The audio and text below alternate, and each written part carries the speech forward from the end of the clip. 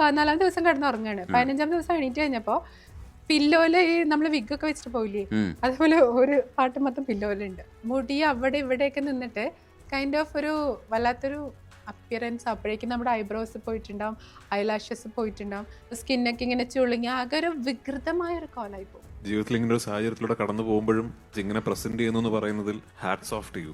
എനിക്ക് ഭയങ്കര ആരാധന തോന്നുന്നുണ്ട്. വാട്സാപ്പ് വഴി ഇംഗ്ലീഷ് പഠിക്കാൻ ഇംഗ്ലീഷ് കഫേ ഉള്ളപ്പോൾ ഇംഗ്ലീഷ് ഒരു വിഷയമേ അല്ല. English cafe presents you the perfect English. English cafe, we present you the perfect English. WhatsApp now 9633388575. Lakshmi ജയനാണ് നമുക്കിപ്പോൾ. ഹായ് ലക്ഷ്മി. എന്നെ കാണണമെന്ന് ഭയങ്കര ആഗ്രഹമായിരുന്നില്ലേ? കണ്ടപ്പോൾ തീർന്നില്ലേ? ഇല്ല, എൻ്റെ ഫേവറേറ്റ് ആങ്കറാണ്. പക്ഷേ കണ്ടപ്പോൾ സ്വഭാവം, ശരിക്കുള്ള സ്വഭാവം മനസ്സിലായില്ലേ? ഇല്ല, എല്ലാം ഒരേപോലെ തന്നെ. പക്ഷേ ക്യാമറയിൽ സംസാരിക്കുന്ന ഒരു മനുഷ്യനല്ലല്ലോ. ക്യാമറയിൽ നമുക്ക് കുറച്ചുകൂടെ റിസർവ്ഡ് ആയിട്ട് തോന്നും, പക്ഷെ നേരെ കണ്ടപ്പോൾ ആള് ഭയങ്കര ടോക്റ്റീവ് ആണ്. ഡിഫറൻസ് ഉണ്ട്. എന്നോട് പറഞ്ഞതെന്ന് വെച്ചാൽ കണ്ടു കഴിഞ്ഞപ്പോഴത്തേക്ക് എനിക്ക് പറയാനുള്ള എല്ലാം പോയെന്നാണ് ലക്ഷ്മി പറഞ്ഞത്. ഇല്ല, നമ്മളൊട്ടും എക്സ്പെക്ട് ചെയ്യില്ലല്ലോ ക്യാരക്ടർ.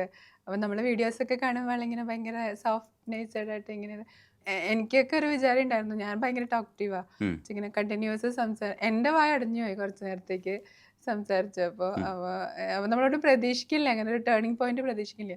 മാഷിനോട് എനിക്ക് തോന്നുന്നു ഫസ്റ്റ് പാരഗ്രാഫ് സംസാരിച്ചപ്പോഴേക്കും പിന്നെ കഴിഞ്ഞു, പിന്നെ എനിക്കൊന്നും പറയാനില്ല.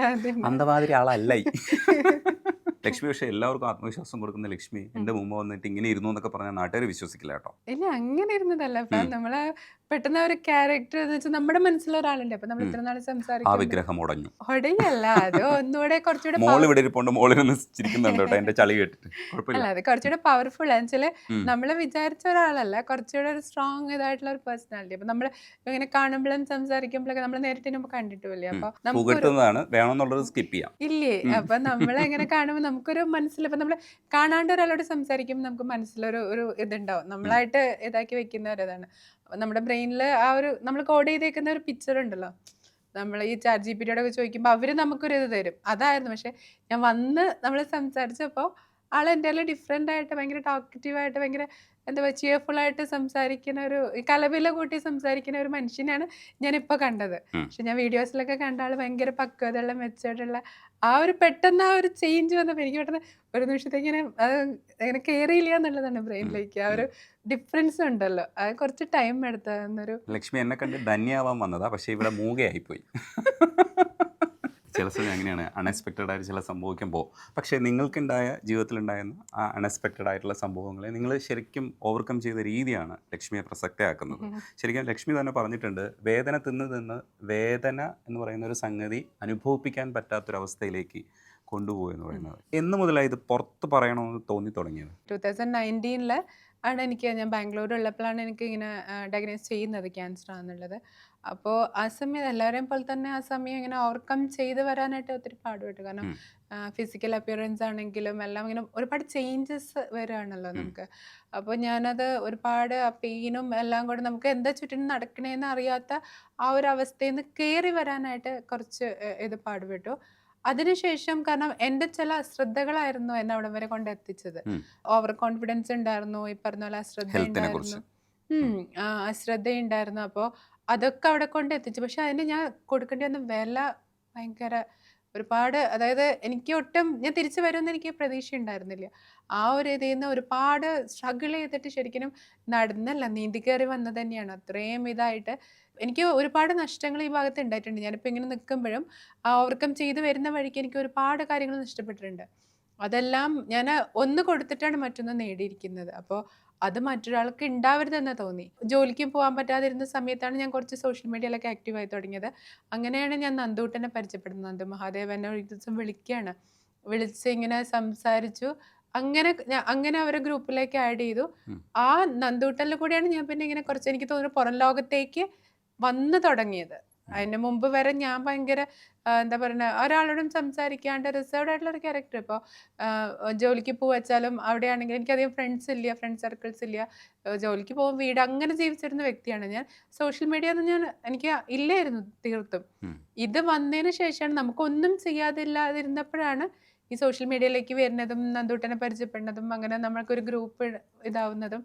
പിന്നെ ഓരോരുത്തർ അറിഞ്ഞറിഞ്ഞ് വരുമ്പോഴാണ് നമ്മൾ അതിലേക്ക് തീർത്ത്. അപ്പം നമുക്ക് വന്ന എൻ്റെ ഈ ഒരു അശ്രദ്ധ കാരണം ഞാൻ കൊടുക്കേണ്ടി വന്നത് വലിയൊരു എന്താ പറയാ, എനിക്ക് എൻ്റെ നഷ്ടങ്ങൾ ഒരുപാടാണ്. അപ്പോൾ അത് മറ്റൊരാൾക്ക് അത് ഉണ്ടാവും. എന്താന്ന് പറയൂ, ശരിക്കും ഡയഗ്നോസ് ചെയ്യാൻ വൈകിയതാണോ ഉദ്ദേശിക്കുന്നത്? നമുക്കറിയില്ല. എനിക്ക് ഒരു ആക്സിഡന്റ് ഉണ്ടായിട്ട് ഇങ്ങനെ ഞാനവിടെ നമ്മൾ താമസിക്കുന്ന ഒരു ഫോറസ്റ്റ് ഏരിയയിലാണ്, നാഗർഹള എയർപോർട്ടിന്റെ അടുത്ത്. അപ്പം അവിടുന്ന് ഒരു ബാംഗ്ലൂർ. പ്രാവശ്യം ബാംഗ്ലൂർ റോഡിലേക്ക് വരാനായിട്ട് കുറച്ച് ട്രാവൽ ഉണ്ട്, ഫോറസ്റ്റ് ഏരിയ തന്നെയാണ്. അപ്പോൾ ഒരു ദിവസം ഞാൻ കടയ്ക്ക് എന്തോ വരുന്ന സമയത്ത് ഇങ്ങനെ അവരെന്തോ വേണ്ടി പൈപ്പിനോ വേണ്ടി മറ്റും എടുത്തിരുന്നു, അങ്ങനെ വീണ് പോവുകയുണ്ടായത്. അപ്പോൾ ആ ഭാഗത്ത് കൂടെ ആരും വരാത്തത് കൊണ്ട് തന്നെ ഒരു 1-2 മണിക്കൂർ ഞാൻ അതിനകത്ത് തന്നെ ആയിപ്പോയി.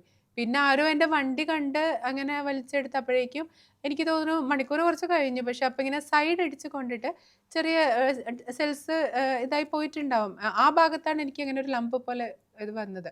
അപ്പം നമ്മൾ ഒരിക്കലും ഇങ്ങനെ അങ്ങനെയൊക്കെ ആണെങ്കിൽ നമ്മൾ കണക്ട് ചെയ്ത് ചിന്തിക്കില്ലല്ലോ. കാരണം എൻ്റെ അറിവിലൊക്കെ ഞാൻ ബേസിക്കലി ഒരു ഡാൻസർ ആയിരുന്നു, കഥകളി സർട്ടിഫിക്കേഷൻ എടുത്തുകൊണ്ടിരിക്കുകയായിരുന്നു. അപ്പോൾ നമ്മളുടെ വിചാരം എങ്ങനെയല്ല, നമ്മളെ റുട്ടീൻ നല്ലതാണ്, ഹെൽത്തി റുട്ടീനാണ് വെച്ചാൽ ക്യാൻസർ. അതുപോലെ എനിക്ക് ഹെറിഡിറ്ററി എൻ്റെ ഫാമിലിയിൽ ആർക്കും അങ്ങനെ ഒരു ഹിസ്റ്ററി ഇല്ല. അപ്പോൾ ക്യാൻസർ ഒന്നും നമ്മൾ ചിന്തിക്കുന്നേ ഇല്ല. അത് ഇങ്ങനെ ജസ്റ്റ് പെയിൻ വരും, നമ്മൾ കൊണ്ട് കാണിച്ചു. അപ്പോൾ ഇത് ലംബ് ഇങ്ങനെ കുറച്ചിങ്ങനെ വലുതാവുന്ന ഒരു ഇതുണ്ട്. അപ്പോൾ ഞാൻ കാണിച്ചത് എനിക്ക് പറ്റിയ അബദ്ധം അവിടെയാണ്. ഒരു ലംബോ ഒരു ഇതോ ഉണ്ടെങ്കിൽ നമ്മളൊരു ഓൺകോളജിസ്റ്റിനെ കാണിക്കണം എന്ന അറിവ് എനിക്കപ്പോൾ ഇല്ല. അല്ല ആരും എനിക്ക് പറഞ്ഞു തന്നില്ല, അല്ല ഞാൻ അതിനെക്കുറിച്ച് ബോധേഡല്ലായിരുന്നു. കാരണം അത് ജസ്റ്റ് ഒരു ഇത് തന്നെയായിപ്പോയി. അപ്പോൾ ഞാനൊരു ഗൈനക്കോളജിസ്റ്റിനെ കാണിച്ചത്. ഞാനൊരു കീപ്പ് ഓൺ ഒരു 8 months പറഞ്ഞ പോലെ ഇത് ഇടയ്ക്ക് ഡോക്ടർ പറയും, അതേപോലെ ചെക്കപ്പ് ചെയ്യും, ഇങ്ങനെ പോകും. അപ്പോൾ എനിക്ക് കിട്ടുന്ന റിസൾട്ട് എന്ന് വെച്ചാൽ ഫൈബ്രോഡിനോമ എന്നാണ്. ഫൈബ്രോഡിനോമ നോൺ ക്യാൻസറസ് ട്യൂമേഴ്സ്. എല്ലാവരും പോലെ നമ്മൾ ഗൂഗിൾ ചെയ്ത് നോക്കും, പേടിക്കാനൊന്നും ഇല്ല. അപ്പോൾ ഡോക്ടറോട് ഞാനിങ്ങനെ ചോദിച്ചു, ഡോക്ടർ അത് എന്തെങ്കിലും പ്രശ്നമുണ്ടോ ചോദിച്ചപ്പോൾ ഡോക്ടർ എന്നോട് പറഞ്ഞു, എന്തെങ്കിലും നമുക്കിങ്ങനെ എന്താ പറയണേ, ഇങ്ങനെ അവിടെ എന്തെങ്കിലും പ്രശ്നം ഉണ്ടെങ്കിൽ മാത്രം ലക്ഷ്മി എടുത്ത് കളഞ്ഞാൽ മതി, ഇല്ലെങ്കിൽ അത് കുഴപ്പമൊന്നുമില്ല, അപകടകാരി അല്ല എന്ന വിശ്വാസത്തിൽ ഒരു 8 മാസം പോവാണ് ഉണ്ടായത്. ആ ഒരു 8 മാസമാണ് ശരിക്കും പറഞ്ഞാൽ എൻ്റെ ലൈഫിൻ്റെ ടേണിംഗ് പോയിന്റ്. അതിന് മുമ്പ് ഞാനൊരു പക്ഷേ എടുത്ത് കളഞ്ഞിരുന്നെങ്കിൽ നമുക്ക് ഓർഗാൻ മാറ്റിയിട്ടുണ്ടായിരുന്നെങ്കിൽ സേഫ് ആവും. പക്ഷേ ഇത് ഓൾറെഡി എൻ്റെ ലിംഫ് നോട്ട്സ് കയറി. ഞാൻ അവിടെ ശ്രീശങ്കര ക്യാൻസറിന് വേണ്ടി മാത്രമുള്ള ഒരു ഹോസ്പിറ്റൽ അഡ്മിറ്റ് ആകുമ്പോഴേക്കും ഓൾമോസ്റ്റ് എന്താ പറയുക, എൻ്റെ കയ്യിലോട്ടൊക്കെ കയറി. ഈ കൈ ശരിക്കും പറഞ്ഞ ഒരു ഫിംഗർ റിങ് പോലും ഇടാൻ പാടില്ല എന്നുള്ള അവസ്ഥയിലാണ്. ഒരു 23 ലിംഫ് നോട്ട്സ് എടുത്ത് കളഞ്ഞതിൽ 17 പോസിറ്റീവായിരുന്നു കയ്യിൽ നിന്ന്. അപ്പോൾ ബാക്കിയുള്ള ലിംഫ് നോട്ട്സ് ആണ് അവിടെ. അപ്പോൾ ഞാൻ അവിടെ സ്കൂളിൽ വർക്ക് ചെയ്യായിരുന്നു. അപ്പോൾ അതിൻ്റെ തലേ ദിവസം ഒരു മീറ്റിംഗ് നടക്കുന്ന സമയത്ത് ഞാൻ തലകറങ്ങി വീണു. കൊളീഗ്സ് എല്ലാവരും കൂടെ എടുത്തിട്ട് പോയി. അന്നത്തെ റിപ്പോർട്ടിലും ഈ പറഞ്ഞ പോലെ ഫൈബ്രോഡിനോമയാണ്. അത് കഴിഞ്ഞ് ഞാൻ ഈ പറഞ്ഞ പോലെ കോട്ടയ്ക്കൽ ആയുർവേദശാലയുടെ ട്രസ്റ്റിയുണ്ട്, ഡോക്ടർ സുജിത് വാര്യർ, നമ്മുടെ മഞ്ജു വാര്യരുടെ കസിനാണ്. പുള്ളി എൻ്റെ ഫ്രണ്ടാണ്. അപ്പോൾ പുള്ളി അവിടെയായിരുന്നു ആ സമയത്ത്, ബാംഗ്ലൂരായിരുന്നു. ഇപ്പോൾ അദ്ദേഹം ഫാക്ടറിയിലാണ് കോട്ടയ്ക്കൽ. അപ്പോൾ എനിക്ക് കണ്ടിന്യൂസ് തലവേദന ഇത് വരും. അതും ഞാൻ വിചാരിച്ചു മൈഗ്രെയിൻ ആയിരിക്കും, ഈ സ്കൂളിൽ കിടന്ന് കുട്ടികളായിട്ട് ഇങ്ങനെ ഇതാക്കണേൻ്റെ ആയിരിക്കും, ടെൻഷൻ്റെ ആയിരിക്കും, മൈഗ്രെയിൻ ആയിരിക്കും. ഞാൻ ഹൈ ഡോസ് പെയിൻ കില്ലറും ഈ സ്ലീപ്പിംഗ് പിൽസൊക്കെ എടുത്ത് ഉറങ്ങിക്കൊണ്ടിരുന്നത്. അപ്പോഴും നമ്മൾ അതിനെക്കുറിച്ച് ചിന്തിക്കുന്നില്ല. ഇതൊരു ഭാഗത്ത് കൂടെ പോകുന്നുണ്ട്. അപ്പോൾ ജസ്റ്റ് ആ സമയത്ത് ഡോക്ടറിനെ ഒന്ന് ഇടയ്ക്ക് പോയിട്ട്, നമുക്ക് ഈ മലയാളം സംസാരിക്കാൻ ആരെങ്കിലും വേണമല്ലോ. അപ്പോൾ ഞാൻ JP നഗർ ആ ഭാഗത്തേക്ക് പോകുന്ന സമയത്ത് ഡോക്ടറെ കാണും, സംസാരിക്കും. അങ്ങനെ ഇതേപോലെ ഒരു കാഷ്വൽ ടോക്ക്. അപ്പോൾ നമ്മൾ ഡോക്ടർ ഇങ്ങനെയാണ്, ഇതായിട്ടുണ്ട് അങ്ങനെ പറഞ്ഞു. അപ്പോൾ സ്കാൻ ചെയ്ത് റിപ്പോർട്ടൊന്ന് നോക്കട്ടെ പറഞ്ഞു. ജസ്റ്റ് ആ റിപ്പോർട്ട് നോക്കിയപ്പോൾ തന്നെ എനിക്ക് തോന്നുന്നു പുള്ളിക്കാരന് അത് മനസ്സിലായി എന്നുള്ളതാണ്. കാരണം ആ ഒരു മെഷർമെൻറ്റ് അത് നോക്കിയിട്ട്. അപ്പോൾ പുള്ളി ആദ്യം എന്നോട് ചോദിച്ചത്, നീ എങ്ങനെയാണ് വന്നതെന്നാണ് ചോദിച്ചത്. അപ്പം ഞാൻ പറഞ്ഞു, ഞാൻ ഡ്രൈവ് ചെയ്താൽ വന്നതെന്ന്. ഇരിക്കുക, ഇപ്പം പോകണ്ടെന്ന് പറഞ്ഞു. അപ്പം ഞാൻ പറഞ്ഞു, ഇല്ല ഞാൻ ഉഴപ്പി. കാരണം നമ്മളതൊന്നും, എനിക്കിത് കഴിഞ്ഞിട്ട് ഷോപ്പിങ്ങിന് വന്ന് നിൽക്കുകയാണ്. അപ്പം നമ്മുടെ ചിന്ത മൊത്തം അവിടെയാണല്ലോ. അപ്പം ഞാൻ പറയില്ല ഡോക്ടർ, ഞാൻ പോയിട്ട് വരില്ല, നീ ഇരിക്കുക എന്ന് പറഞ്ഞു. അപ്പോൾ എനിക്ക് തോന്നുന്നു ആ ഒരു മെഷർമെൻ്റ് അതിൽ നല്ല ഡിഫറൻസ് ഉണ്ട്. അപ്പോൾ ആദ്യം എടുത്ത ഒരു റിപ്പോർട്ടും നമ്മുടെ കയ്യിൽ ഫയൽ ഉണ്ടാവുമല്ലോ, അപ്പോൾ ആദ്യം എടുത്ത ഒരു റിപ്പോർട്ടും ഈ തൊട്ട് തലേ ദിവസം എടുത്ത റിപ്പോർട്ടും അത് നോക്കിയപ്പോൾ ആ ഒരു ഗ്രോത്തും ഡൈമെൻഷൻസും ഒക്കെ കൂടെ നോക്കിയപ്പോൾ പുള്ളിക്ക് ആദ്യമേ അത് മനസ്സിലായി എന്നുള്ളതാണ്. അപ്പോൾ പുള്ളി എന്നോട് പറഞ്ഞു, അത് ഇന്നെങ്കിൽ ഇന്ന് തന്നെ അത് സർജറി ചെയ്ത് കളയണം, ആ ഒരു കണ്ടീഷനാന്ന് പറഞ്ഞു. അപ്പോഴും ഞാൻ ഉഴപ്പി. സർജറിയൊക്കെ എനിക്ക് പേടി. ഹസ്ബൻഡ് ഉണ്ടായിരുന്നില്ല, അവർ ഇങ്ങനെ കീപ്പ് ഓൺ ട്രാവലിംഗ് ആയിരിക്കും, അവർ IT ഫീൽഡാണ്. അപ്പോൾ ഞാനും കുട്ടികളും വീട്ടിൽ ഇതാണല്ലോ. അപ്പം നമുക്ക് നമ്മുടെ ആരും ഇല്ല, ഒറ്റയ്ക്ക്, അവർക്ക് സ്കൂളിൽ പോകണം, ഞാനും വർക്ക് ചെയ്യുന്നു. ആ ഒരു സമയത്ത് നമുക്കൊന്നും ചെയ്യാൻ പറ്റാത്ത. ഞാൻ പറഞ്ഞു, ഏതെങ്കിലും ലേഡി ഡോക്ടറെ കിട്ടുക വെച്ചാൽ ഞാൻ നോക്കാമെന്ന് പറഞ്ഞു. അപ്പോഴും ഉഴപ്പാൻ നോക്കി. അപ്പോഴേക്കും എനിക്ക് തോന്നുന്നു 5-5:30 സമയമായി. എന്നിട്ട് ഡോക്ടർ സ്വന്തം റിസ്കിൽ എവിടെന്നോ ഏതോ ഒരു ഹോസ്പിറ്റലിൽ ലേഡി ഡോക്ടറിനെ വിളിച്ച് റിക്വസ്റ്റ് ചെയ്ത് പുള്ളിക്കാരത്തി വന്നു. പുള്ളിക്കാരത്തി നോക്കിയപ്പോൾ എന്നോട് പറഞ്ഞു, ഒരു ബയോപ്സി എടുക്കണം ലക്ഷ്മി, നമുക്ക് നോക്കാം, പേടിക്കാനൊന്നുമില്ല, ജസ്റ്റ് എടുക്കാമെന്ന് പറഞ്ഞു. അപ്പം ഞാൻ ഓർത്തുനിന്ന് പിന്നെ എടുക്കാം, ഇത് അത്ര കാര്യമായിട്ട്. കാരണം എനിക്ക് അങ്ങനെ ക്യാൻസർ എന്നൊക്കെ കേൾക്കുമ്പോൾ നമുക്ക് വേറൊരു ഇതാണല്ലോ, ആ ഒരു അവസ്ഥയാണ്. അപ്പോൾ എനിക്ക് അങ്ങനെ ഒന്നും ഫീൽ ചെയ്തതും ഇല്ല. തലവേദനയുണ്ട്, വോമിറ്റിംഗ് ഉണ്ട്, പക്ഷെ അങ്ങനെ വേറെ ഇതായിട്ടൊന്നും എനിക്ക് തോന്നണമില്ല. അപ്പം ഇത് കഴിഞ്ഞിട്ട് എടുക്കാന്ന് പറഞ്ഞപ്പോൾ പിന്നെ ഡോക്ടർ സമ്മതിച്ചില്ല, ഇല്ല എടുത്തേ പറ്റൂ എന്ന് പറഞ്ഞാൽ ഡോക്ടർ എന്നെ വിളിച്ച്, ഹസ്ബൻഡ് ഉണ്ടായിരുന്നില്ല, അവരെന്നെ വിളിച്ച് ബുക്ക് ചെയ്ത് ബയോപ്സി എടുത്തു. ബയോപ്സി എടുത്ത് 2 സൈറ്റിൽ നിന്ന് എടുത്തപ്പോൾ തന്നെ അവരിങ്ങനെ പറഞ്ഞു ലക്ഷ്മി കുറച്ച് സസ്പീഷ്യസ് സെൽസ് ഉണ്ട് എന്ന് പറഞ്ഞിട്ട് ഒരു 6 സൈറ്റിൽ നിന്ന് എടുത്തു. അപ്പോൾ തന്നെ നമുക്ക് ഏകദേശം ലൈക്ക് അവർ സസ്പീഷ്യസ് സെൽസ് ഉണ്ടെന്ന് പറയുമ്പോൾ തന്നെ അപ്പോഴും ഈ പറഞ്ഞ പോലെ ഒരു 25% ആയിട്ടുണ്ട്. അപ്പോൾ ഞാൻ ഓർത്തു ചിലപ്പോൾ അവർക്ക് തോന്നിയതായിരിക്കും, അവർ വെറുതെ എടുത്തായിരിക്കും എന്നൊക്കെ പറഞ്ഞിട്ട് പോയി. പക്ഷെ റിസൾട്ട് വാങ്ങാൻ പോയപ്പോൾ എനിക്ക് തോന്നുന്നു ആ കുട്ടി ഞാൻ വാങ്ങാൻ പോയപ്പോൾ ഞാൻ എവിടെ പോയാലും ഇങ്ങനെ ഭയങ്കരമായിട്ട് ഇങ്ങനെ സംസാരിച്ച് ഫ്രണ്ട്സ് ഇങ്ങനെ ഇതാക്കുന്ന ഒരു കൂട്ടത്തിലാണ്. ഒരാൾ ഒരു പ്രാവശ്യം കണ്ടപ്പോൾ ഞാൻ ഗുഡ് മോർണിംഗ് മാഷിനറിയാലോ, മാഷിനിടയ്ക്ക് ശല്യം ചെയ്തുകൊണ്ടിരിക്കുന്നത്. അപ്പോൾ അങ്ങനെ ഒരു ഇത് കീപ്പ് ചെയ്യുന്ന കൂട്ടത്തിലാണ് ഞാൻ. അപ്പോൾ എന്നെ കണ്ടപ്പോൾ തന്നെ ഞാൻ റിപ്പോർട്ട് എന്തിയാ ചോദിച്ചത്, ആൾ പെട്ടെന്ന് അകത്തേക്ക് പോയി കണ്ണൊക്കെ ഇങ്ങനെ നിറഞ്ഞിട്ട്. അപ്പോൾ എനിക്ക് തോന്നി എന്തോ ഇതാണെന്ന്. അപ്പോഴതിനകത്ത് കറക്റ്റായിട്ട് എഴുതിയിട്ടുണ്ട്, മാലിഗ്നൻസി പറഞ്ഞിട്ട് എഴുതിയിട്ടുണ്ട്. എന്നിട്ടും ഞാൻ വിശ്വസിച്ചിട്ടില്ല. കാരണം നമ്മുടെ ഒരു ക്യാൻസർ എന്നൊക്കെ പറഞ്ഞ ഒരു വിദൂരമായ ഒരു ഇതാണ്, ഒന്നും വരികയില്ല നമുക്കോ എന്നുള്ള ചിന്തയാണ്. അത് ഞാൻ ഓവർ കോൺഫിഡൻസ് എനിക്ക് കുറച്ച് അധികമായിരുന്നു. എനിക്ക് കുഴപ്പമൊന്നുമില്ല, എനിക്ക് ഹെൽത്ത് ഇഷ്യൂസ് ഒന്നും തോന്നുന്നില്ല, ഞാൻ തന്നെ എന്നെ തന്നെ നോക്കിയപ്പോൾ എനിക്ക് വലിയ കുഴപ്പമൊന്നും തോന്നുന്നില്ല. ഇങ്ങനത്തെ കുറച്ച് കോംപ്ലിക്കേഷൻസ് വന്നപ്പോൾ എൻ്റെ സ്കൂളിലെ ഹെഡിന് പുള്ളിക്കാരൻ്റെ വൈഫിന് ക്യാൻസർ ആയിരുന്നു. അപ്പോൾ അദ്ദേഹം ഇങ്ങനെ സംസാരിച്ചിരിക്കുന്ന റിപ്പോർട്ടൊക്കെ നോക്കിയപ്പോൾ ഞാൻ പറഞ്ഞു ഇങ്ങനെ ഒരു ഇതുണ്ടെന്ന് പറഞ്ഞപ്പോൾ സാറ് പറഞ്ഞു ലക്ഷ്മി വെച്ചോണ്ടിരിക്കണ്ട പറഞ്ഞിട്ട് സാറാണ് ഈ പറഞ്ഞ പോലെ ശ്രീശങ്കരയിലേക്ക് പറഞ്ഞിട്ടുണ്ട്. അതെന്ന് വെച്ചാൽ ക്യാൻസറിന് വേണ്ടി മാത്രമുള്ളതാണ് ആ ഹോസ്പിറ്റൽ. ഞാനിപ്പോൾ കണ്ടതിൽ വെച്ച് ഇപ്പോൾ നമ്മൾ അങ്ങനെ ഒരു ഇതിന് വേണ്ടിയുള്ള മാത്രമുള്ള ഒരു ഹോസ്പിറ്റലിൽ പോകുമ്പോൾ നമുക്ക് ഇൻഫെക്ഷനും കാര്യങ്ങൾ പനി അങ്ങനത്തെ ഇതൊക്കെ കുറേ ഇങ്ങനെ സേവ് നമ്മുടെ ഇമ്മ്യൂണിറ്റി പോയി കിടക്കുന്ന ഒരു അവസ്ഥയാണല്ലോ. വേറെ അസുഖങ്ങളൊന്നും വരുന്നില്ല. പിന്നെ അവർ തരുന്നൊരു കെയർ, ഇപ്പോൾ നമ്മൾ പുറത്തൊരു ഹോസ്പിറ്റലിൽ പോയാലും അവർക്ക് നമ്മുടെ ആ ഒരു ഫീലിംഗ് മനസ്സിലാവണമെന്നില്ല. ഒരു ക്യാൻസർ പേഷ്യൻറ്റിനോട് മറ്റൊരു ഇപ്പോൾ ഒരു ഈവൻ ഒരു ബ്ലഡ് എടുക്കുന്നതാണെങ്കിൽ പോലും ചിലപ്പോൾ മറ്റൊരു നോർമൽ പേഴ്സൺ എടുക്കുന്ന പോലെ ആയിരിക്കില്ല ക്യാൻസർ പേഷ്യൻ്റ് എടുക്കുമ്പോൾ. ഇങ്ങനെ അവിടെ പോയി അവിടെ ഞാൻ കാണുന്നത് ഒരു നമുക്കിങ്ങനെ ലാംഗ്വേജ് വൈസാണ് ഡോക്ടേഴ്സിനെ തന്നെ. അപ്പോൾ ഞാൻ കണ്ടത് ഒരു ശ്രീറാം പറഞ്ഞിട്ട് ഒരു മലയാളി ഡോക്ടറായിരുന്നു. അപ്പോഴും ഡോക്ടർ എന്നോട് പറഞ്ഞു ലക്ഷ്മി 90% കൺഫേം ആണെന്ന് പറഞ്ഞു. എനിക്ക് തോന്നുന്നു രാത്രി ഒരു 11:30 ആ സമയത്താണ് ഞാൻ പോയിട്ട് അഡ്മിറ്റ് ആവുന്നത്. അപ്പോൾ ലൈക്ക് ഒരു എന്താ പറയുക, ഈ ഹോസ്പിറ്റലിൽ ഒരാൾക്ക് വേണ്ടി മാത്രം തുറന്നിരിക്കുക അറിയില്ല വെച്ചാൽ എല്ലാവരും പോയി, അവർ ഡ്യൂട്ടി ടൈം കഴിഞ്ഞു, എല്ലാവരും പോയി. പക്ഷേ ഈ റിസപ്ഷനിൽ ഇങ്ങനെ ഒരാൾ അഡ്മിറ്റ് ആവും എന്നുള്ളതിൽ ഇങ്ങനെ അവർ നമുക്ക് വേണ്ടി ഇങ്ങനെ വെയിറ്റ് ചെയ്യണം. അതും ഒരു രാത്രി സമയം നമുക്ക് ആരും കാണാനൊന്നും പറ്റില്ല. അങ്ങനെയാണ് ആ ഒരു ഇതിലേക്ക്. പക്ഷേ എന്താ പറയുക, ഞാൻ പറഞ്ഞേ ആ ഒരു വൈകിയതാണ് ആ ഒരു ഇത് വന്നത്. ലിംഫ് നോഡ്സ് കയറിയില്ലെങ്കിലും കുഴപ്പമില്ലായിരുന്നു, പക്ഷെ കയറിപ്പോയി. ഇനിയിപ്പോൾ ഒന്നും പറഞ്ഞിട്ട് കാര്യമില്ല. ഇപ്പോൾ എനിക്കറിയാം അത് കയറി, ഇനിയിപ്പോൾ അത് ട്രാവൽ ചെയ്യും. അത് ട്രാവൽ ചെയ്തുകൊണ്ടാണല്ലോ ഇപ്പം എൻ്റെ ലെഫ്റ്റ് സൈഡ് മൊത്തം അശൻ കയറി പിടിച്ചിരിക്കുന്നത്. അപ്പൊ പിന്നെ ഇനിയിപ്പോൾ പുള്ളി എന്താ വെച്ചാൽ ചേട്ടാ ചോദിച്ചു നമ്മൾ ഈ സൈഡ്. ഈ ആർട്ടിക്കിൾ മനോരമയിൽ എഴുതുന്നതാണ് അതിൻ്റെ ഒരു ഫസ്റ്റ് സ്റ്റെപ്പ് എന്ന് പറയുന്നത്. ആ സ്റ്റെപ്പ് എടുത്തതിന് ശേഷം പിന്നെ അത്യാവശ്യം സംസാരിക്കാനുള്ള സ്പേസിൽ വന്നു തുടങ്ങി. നിങ്ങളുടെ വർത്തമാനം കൊള്ളാമെന്നുള്ളത് കൊണ്ട് ആൾക്കാർ ഇത് കേട്ടിരിക്കും. അപ്പോൾ നമുക്ക് പറയാനൊരു ആത്മവിശ്വാസം കുറച്ച് കൂടുതൽ കിട്ടിയിട്ടുണ്ടാവാം. പക്ഷെ എങ്കിലും ചില നെഗറ്റീവ്സ് ഒക്കെ വരുന്ന സമയത്ത് അതിനെയൊക്കെ എങ്ങനെ ഓവർകം ചെയ്തു പോകണം? നമുക്ക് ആവശ്യഘട്ടങ്ങൾ നമ്മുടെ കൂടെ നിൽക്കുന്നവരാണ് നമ്മുടെ സ്വന്തം എന്ന് പറഞ്ഞാൽ. ഇപ്പോൾ എനിക്ക് തോന്നുന്നു ഒരു അസുഖമൊക്കെ വന്നു കഴിഞ്ഞാൽ പെട്ടെന്ന് നമുക്കറിയാൻ പറ്റും നമ്മുടെ സ്വന്തം ആരായിരുന്നു നമുക്ക് ചുറ്റുമുള്ളത് എന്ന് പറയും. അപ്പോൾ മെയിൻലി നെഗറ്റീവ് കമൻസ് വരുന്നത് എന്ന് വെച്ചിട്ടുണ്ടെങ്കിൽ ഞാൻ ലിപ്സ്റ്റിക് ഇടുന്നതിൽ നെഗറ്റീവ് കമൻസ് വരലുണ്ട്. അപ്പോൾ അങ്ങനെ എനിക്ക് തോന്നുന്നു പൃഥ്വിരാജായിട്ടുള്ള വീഡിയോസ് കുറേ അതങ്ങനെ പോയിട്ടും അങ്ങനെ ഒരു നെഗറ്റീവ് കമൻസ് പോലും വന്നിട്ടില്ല. പക്ഷേ ഏതോ ഒരെണ്ണത്തിൽ അതിങ്ങനെ ഇങ്ങനെ ലൈക്ക് ഷെയർ ചെയ്ത് പോയപ്പോൾ ഏതോ ഒരെണ്ണത്തിൽ ഇങ്ങനെ കണ്ടു, എന്നിട്ടും ലിപ്സ്റ്റിക്ക് ഇട്ടിരിക്കുന്നു എന്നുള്ളൊരു ഇത് കണ്ടു. ഞാൻ മറുപടി കൊടുത്തില്ല. ജസ്റ്റ് എന്ന് വെച്ചാൽ ഓരോരുത്തർക്കും ഒരു പേഴ്സണൽ ഇതല്ല. എന്ന് വെച്ചാൽ ഞാൻ കീമോയ്ക്ക് പോയപ്പോൾ ലിപ്സ്റ്റിക് ഇട്ട ആളാണ്. അത് എൻ്റെ അഹങ്കാരമല്ല, ഒന്നുമല്ല. അത് എന്ന് വെച്ചാൽ എൻ്റെ ഒരു സമാധാനത്തിന് വേണ്ടിയാണ്. ലൈക്ക് എനിക്കെന്ന് വെച്ചാൽ ഞാൻ നമ്മുടെ എന്താ പറയുക ഡാൻസർ ആയതുകൊണ്ട് തന്നെ ഞാൻ കുറച്ചിങ്ങനെ ഫിസിക്കൽ അപ്പിയറൻസ് സൂക്ഷിക്കുന്ന കൂട്ടത്തിലാണ്. അപ്പോൾ പെട്ടെന്ന് നമ്മളൊരു എൻ്റർലി ഡിഫറെൻ്റ് ആയ ഒരു അവസ്ഥയിലേക്ക് പോകും. അതായത് എന്നെ കണ്ട് എനിക്ക് പോലും തിരിച്ചറിയില്ലായിരുന്നു. എനിക്ക് ഐബ്രോസ് ഇല്ല, ഐലാഷസ് ഇല്ല, ഹെയർ ഇല്ല. അങ്ങനെ ഒരു അവസ്ഥയിൽ ഞാൻ ശരിക്കും പറഞ്ഞാൽ തകർന്നു പോയതാണ്. പിന്നെ ഞാനത് ഓവർകം ചെയ്തെടുക്കാൻ ഒരുപാട് ഇതിട്ട്. അപ്പോൾ ചിലപ്പോൾ എനിക്ക് എന്താ പറയുക, എനിക്ക് ഓർമ്മ വെച്ചപ്പോൾ തൊട്ട് ഞാൻ ലിപ്സ്റ്റിക്ക് അപ്പോൾ അത് എൻ്റെ ഒരു ഇതാണ്. അപ്പോൾ അങ്ങനെ ഒരാൾ മാത്രം ആ ഒരു കമൻറ്റിൽ ഇത് പറഞ്ഞു. അപ്പോൾ അത് പറയാറുണ്ട്.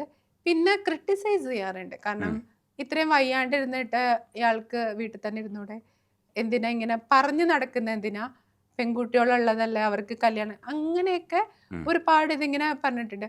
ശരിക്കും അസുഖം ഉണ്ടോ, അത് സിമ്പതി കിട്ടാനാണോ, ഇവർക്കാണോ അസുഖം, അങ്ങനെ ലൈക്ക്.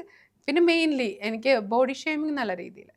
കാരണം എനിക്കിതെന്ന് വെച്ചാൽ നമ്മുടെ സ്റ്റീരോയിഡ്സ് ഒരു 12 ആഴ്ച കണ്ടിന്യൂസ് കുത്തിയിട്ടായിരുന്നു. എനിക്ക് വീക്കിലി കീമോ ആയിരുന്നു. നമുക്കിവിടെ മന്ത്ലി അല്ലേ, അവിടെ ബാംഗ്ലൂർ എനിക്ക് വീക്കിലി ഒരു 12 മൊത്തം 16 കീമോ ഉണ്ടായിരുന്നു, അതിലൊരു 12 വീക്കിലി പോയി.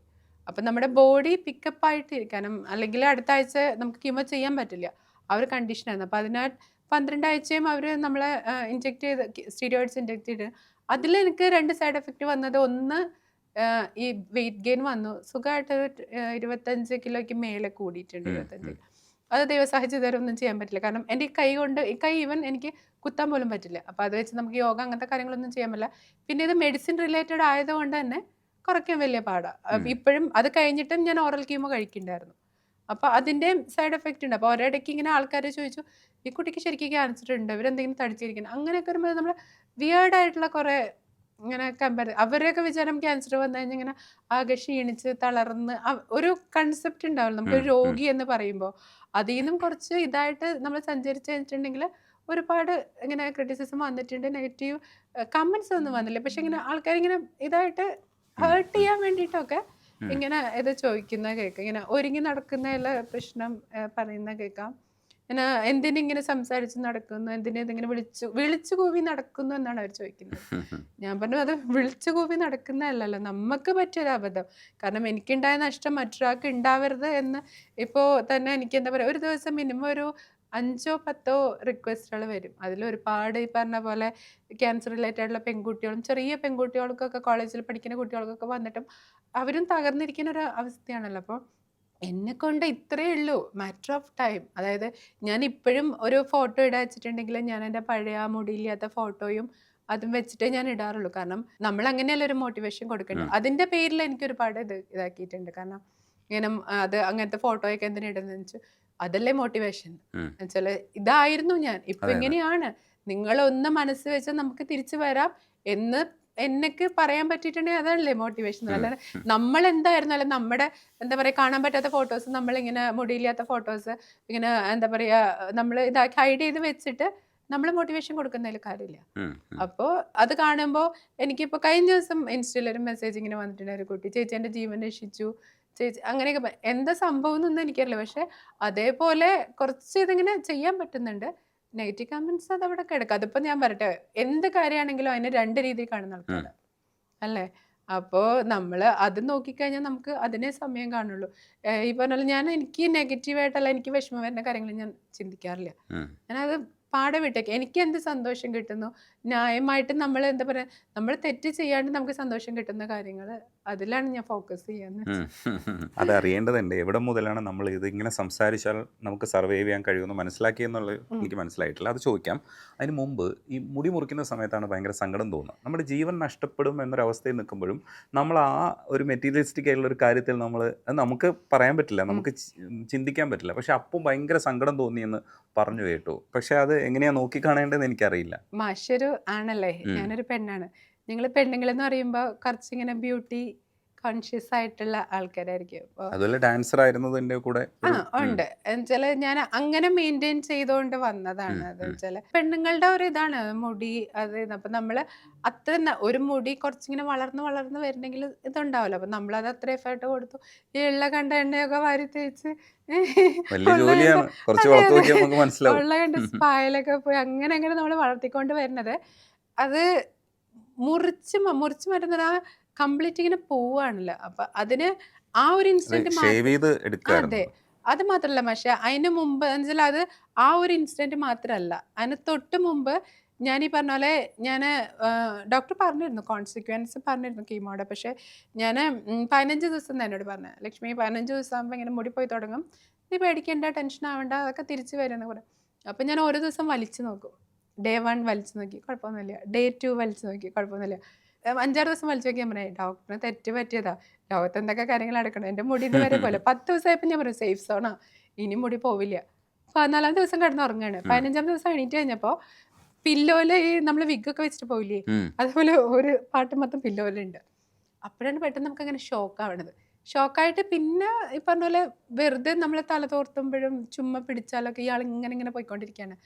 മുറി മൊത്തം മുടി. അപ്പോൾ ഇതെന്ന് വെച്ചാൽ മുടി മുറിച്ചതിനെക്കാട്ടും നമ്മുടെ രൂപം ഉണ്ടല്ലോ, എന്നുവെച്ചാൽ മുടി മുഴുവനായിട്ട് പോവില്ല. ആളെ ഫുൾ മുട്ടയായിട്ടുണ്ടെങ്കിൽ ഞാനത് എൻജോയ് ചെയ്ത ഒരാളാണ്. ഞാൻ അതിന് ശേഷം ഞാൻ സ്വന്തം ഇഷ്ടപ്രകാരം 4 പ്രാവശ്യം ഷേവ് ചെയ്ത ആളാ. കാരണം അതിൻ്റെ ഒരു കംഫർട്ട് സോൺ. ഇതങ്ങനെയല്ല. അതെന്ന് വെച്ചാൽ ഈ മുടി അവിടെ ഇവിടെയൊക്കെ നിന്നിട്ട് കൈൻഡ് ഓഫ് ഒരു വല്ലാത്തൊരു അപ്പിയറൻസ്. അപ്പോഴേക്കും നമ്മുടെ ഐബ്രോസ് പോയിട്ടുണ്ടാവും, ഐലാഷസ് പോയിട്ടുണ്ടാവും. ഇതൊക്കെ പോകുമ്പോൾ തന്നെ നമുക്ക് നമ്മളെ തിരിച്ചറിയാൻ പറ്റും. കൂട്ടത്തിൽ ഈ മുടി അവിടെ ഇവിടെ ഇവിടെയൊക്കെ ആയിട്ടാണ് ഇരിക്കുന്നത്. അപ്പം തന്നെ നമ്മളൊന്ന് തകർന്നു. കാരണം നമുക്ക് കണ്ണാടി നോക്കാൻ പറ്റില്ല. അപ്പോഴത്തെ എന്ന് വെച്ചാൽ ആ ഒരു മെഡിസിൻ്റെ ഇതും എല്ലാം കൂടെ ആയിട്ട് നമ്മുടെ ലുക്ക് വൈസും ഇതായിരുന്നു. അപ്പോൾ എനിക്കെന്ന് വെച്ചാൽ ഒരു 4 ട്യൂബ് ഇങ്ങനെ കിടക്കുന്നുണ്ടായിരുന്നു. ആ ട്യൂബിൻ്റെ അറ്റത്തൊരു കണ്ടെയ്നറുണ്ട്. അപ്പം അതിലാണ് നമ്മുടെ ഈ പറഞ്ഞ ഫ്ലൂയിഡ്സ് ഒക്കെ അവർ കളക്ട് ചെയ്ത് അതൊരു 1 മാസത്തിന് മേലെ വെക്കും. അപ്പം നമ്മൾ എവിടെ പോയാലും ഈ 4 ട്യൂബ് അതിൻ്റെ അറ്റത്ത് ആ ഒരു കണ്ടെയ്നർ അതൊക്കെ കൂടെ പോണേ. അതാണ് ഒരു കറക്റ്റ് ആ ഒരു ക്യാൻസർ രോഗിയുടെ അവസ്ഥയിലേക്ക് വരും. അതായത് ഈ എല്ലാം കുന്തി ആകെ ശുഷ്കിച്ച് സ്കിന്നൊക്കെ ഇങ്ങനെ വല്ലാണ്ട് ഇങ്ങനെ മെഡിസിൻ പോയിക്കൊണ്ടിരിക്കുകയാണല്ലോ, ചുളുങ്ങി. ആ ഒരു കീമോ മെഡിസിൻ എന്ന് പറഞ്ഞാൽ അത്രയും എഫക്റ്റീവ് ആയിട്ടുള്ളൊരു ആസിഡ് കയറി ഇറങ്ങുന്ന ആ ഒരു ഇതുപോലെയാണ്. അപ്പോൾ സ്കിന്നൊക്കെ ഇങ്ങനെ ചുളുങ്ങി ആകെ ഒരു വികൃതമായൊരു കോലായി പോകും. എന്നുവെച്ചാൽ പെട്ടെന്നുണ്ട് ഒരു 15 ദിവസം കൊണ്ടാണ് കീമോ തുടങ്ങിയതിന് 15 ദിവസം കൊണ്ടാണ് ഈ മാറ്റങ്ങൾ ഉണ്ടാവുന്നത്. അപ്പം നമ്മുടെ മനസ്സ് 10 ദിവസം ഞാൻ സേഫ് ആയിട്ടിരിക്കുകയായിരുന്നു. അപ്പം നമ്മുടെ മനസ്സ് ഒന്നുമില്ല എന്നല്ല, പെട്ടെന്ന് ആ ഒരു രാത്രി കൊണ്ട് വേണമായിരുന്നു ഞാനത് ഓവർകം ചെയ്യാൻ. എനിക്കും അറിയില്ല ഞാൻ എണീക്കുമ്പോൾ ഇങ്ങനെയാണെന്ന് എനിക്കറിയില്ല. അപ്പം നമ്മൾ അത് കാണുമ്പോഴത്തെ നമ്മളെ പെട്ടെന്നുണ്ടാവും നമുക്കൊരു ഷോക്കില്ലേ. ആ ഷോക്കിലാണ് നമ്മൾ പോയിട്ട് പാർലറിൽ പോയിരുന്നിട്ട് അപ്പോൾ ഡോക്ടർ പറഞ്ഞു ഇങ്ങനെ വെച്ചോണ്ടിരിക്കണ്ട, കാരണം അവിടെ ഇവിടെ മുടി ഉണ്ടാച്ചാലും അതിങ്ങനെ ഫോളിക്കൽ പെയിൻ ഉണ്ടാവും നമുക്ക് ഇത് ചെയ്യുമ്പോൾ. നീ ഷേവ് ചെയ്ത് കളഞ്ഞോളൂ, അപ്പോൾ കുഴപ്പമുണ്ടാവില്ല. അപ്പം ഞാനീ പറഞ്ഞ പോലെ ഒരു ദിവസം രാവിലെ ബാംഗ്ലൂർ ഇങ്ങനെ ഇത് കളയാം, ആരും ഉണ്ടാവില്ലല്ലോ രാവിലെ വിചാരിച്ച് ഇങ്ങനെ പോയിക്കുക. അപ്പോൾ ഈ ആൾക്കാരുടെ നോട്ടം ഉണ്ടല്ലോ, സഹതാപാണോ ഇതാണോ. ഞാനിങ്ങനെ നിൽക്കുമ്പോൾ മാഷിനെ കാണുന്ന പോലെ മിററാണ് അവിടെ. ഞാൻ എന്നെ കണ്ടോണ്ടിരിക്കുക. അപ്പോൾ എൻ്റെ വീട്ടിലുള്ള കണ്ണാടികളൊക്കെ എടുത്ത് മാറ്റി എന്നെ കാണണ്ട ഇതാക്കി ഞാൻ നോക്കാറുമില്ലേ. പക്ഷെ അവിടെ പോകുമ്പോൾ പാർലറിന്നൊക്കെ പറഞ്ഞൊരു സൈഡ് മൊത്തം കണ്ണാടി ആയിരിക്കുമല്ലോ. അപ്പോൾ എനിക്ക് എന്നെ കണ്ടപ്പോൾ എനിക്ക് അവിടെ ഉണ്ടായ ഒരു എനിക്കറിയില്ല അത് എന്താ എനിക്ക് സംഭവിച്ചെന്നുള്ളത്. ഞാൻ അത്യാവശ്യം ബോൾഡാണ്. പക്ഷെ എൻ്റെ രൂപം കണ്ടപ്പോൾ ഉണ്ടല്ലോ ഒരു വല്ലാത്തൊരു പേടിയാണോ എനിക്ക് എന്താ സംഭവിച്ചെന്ന് അറിയില്ല. പേടി സങ്കടം എല്ലാം കൂടെ മിക്സ് ആയിട്ടുള്ളൊരു ഇതായിരുന്നു. ഞാൻ ഒറ്റയ്ക്കല്ല, അവിടുന്ന് എല്ലാവരും നോക്കുന്നുണ്ട്, കണ്ടറിയാൻ പറ്റും. അപ്പോൾ ഈ കോലം ഇതിങ്ങനെ ഇതെല്ലാം ഇതാക്കിക്കൊണ്ട് മുടി കൂടെ കളഞ്ഞു കഴിഞ്ഞപ്പോഴേക്കും പിടിവിട്ട് പോയത്. എനിക്ക് തോന്നുന്നു ഫസ്റ്റ് ഞാൻ ക്യാൻസറാന്ന് അറിഞ്ഞിട്ട് പോലും ഞാൻ ഈ ഓപ്പറേഷൻ തിയേറ്ററിൽ എണീറ്റ് പോയിട്ട് ഡോക്ടറിനോട് വർത്താനം പറഞ്ഞ കൂട്ടത്തില്ല. അന്ന് എൻ്റെ ഡോക്ടർ എഴുതി വെച്ചതാണ് ഞാൻ ഓട്ടീസം ഉള്ള കുട്ടിയാന്ന്. എന്നെ ഓപ്പറേഷൻ തിയേറ്ററിൽ കിടത്തി കഴിഞ്ഞപ്പോൾ നമ്മൾ ആദ്യമായിട്ട് ഓപ്പറേഷൻ തിയേറ്റർ കാണും. നമ്മൾ സിനിമയെ കാണുന്ന ഒരു പച്ച കളറ് ഒരു ഇതൊക്കെ ചെറിയ കൺജസ്റ്റഡ് ആയിട്ട് ഇങ്ങനെ മേലെ ലൈറ്റൊക്കെ. ഞാൻ നോക്കുമ്പോൾ ഞാൻ ചെല്ലുമ്പോൾ ഒരു വലിയൊരു ഹാളാണ് എൻ്റെ ഹോസ്പിറ്റലിൽ നടുക്കായിട്ടൊരു ഇത് കണ്ടു. അപ്പോൾ തന്നെ നമുക്കൊരു ക്യൂരിയോസിറ്റി. പിന്നെ അതിന് മുമ്പ് ഇങ്ങനെ നമ്മളിങ്ങനെ സ്കൂളിൽ പോകണ പോലെ ഇങ്ങനെ മുടിയൊക്കെ രണ്ടായിട്ട് പിന്നി ഇതൊക്കെ ഇട്ട്. അപ്പോൾ സത്യം പറഞ്ഞാൽ ഞാൻ പേടിച്ച് കിളിപോയതാണോ എന്താ സംഭവം എന്നറിയില്ലായിരുന്നു. ഞാൻ നോക്കിയപ്പോൾ ഇങ്ങനൊരു അറ്റ്മോസ്ഫിയറാണ്. അത് കാണുമ്പോൾ ഒരു സൈഡ് മൊത്തം ആ റോഡും ഒക്കെ കാണാം. അപ്പം എൻ്റെ മനസ്സിലുള്ള ഓപ്പറേഷൻ തിയേറ്റർ അതല്ല. ഞാൻ വല്ല മാഷിന് ഇവിടെ വന്ന അതേ സംഭവം. അപ്പോൾ ഇവിടെ വന്നപ്പോൾ എനിക്കൊരു ഇതല്ല ഇവിടെ വന്നപ്പോൾ എനിക്ക് ഷോക്കായെങ്കിൽ അവിടെ വന്നപ്പോൾ എനിക്ക് സന്തോഷമായി. കാരണം ഞാൻ ഡോക്ടറെ പിടിച്ച് കിടത്തിയിട്ട് മെയിൻ ഡോക്ടർ ശ്രീനാഥ് ഇങ്ങനെ വെയിറ്റ് ചെയ്യുക. അന്നെൻ്റെ പുള്ളിക്കൊരു 75 years നല്ല ഇത്രയും ഇതായിട്ട്. അപ്പോഴാണ് എൻ്റെ ഡോക്ടർ വരുന്നത്. മലയാളികളാണ്. അപ്പം നമ്മൾ സ്നേഹം കാണിക്കണമല്ലോ. ഞാൻ പെട്ടെന്ന് എണീറ്റ് ഡോക്ടറിനോട് സംസാരിക്കാൻ പോയി. അപ്പോൾ ഈ എൻ്റെ മെയിൻ ഡോക്ടർ അവിടെ മാറി നിൽക്കുന്നുണ്ട്, ശ്രീനാഥ് ഡോക്ടർ മാറി നിൽക്കുന്നുണ്ട്. അപ്പോൾ ഇത് കഴിഞ്ഞപ്പോൾ വേഗം ലക്ഷ്മി കിടക്കൂ എന്നൊക്കെ പറഞ്ഞിട്ട് ഇത് കിടത്തി.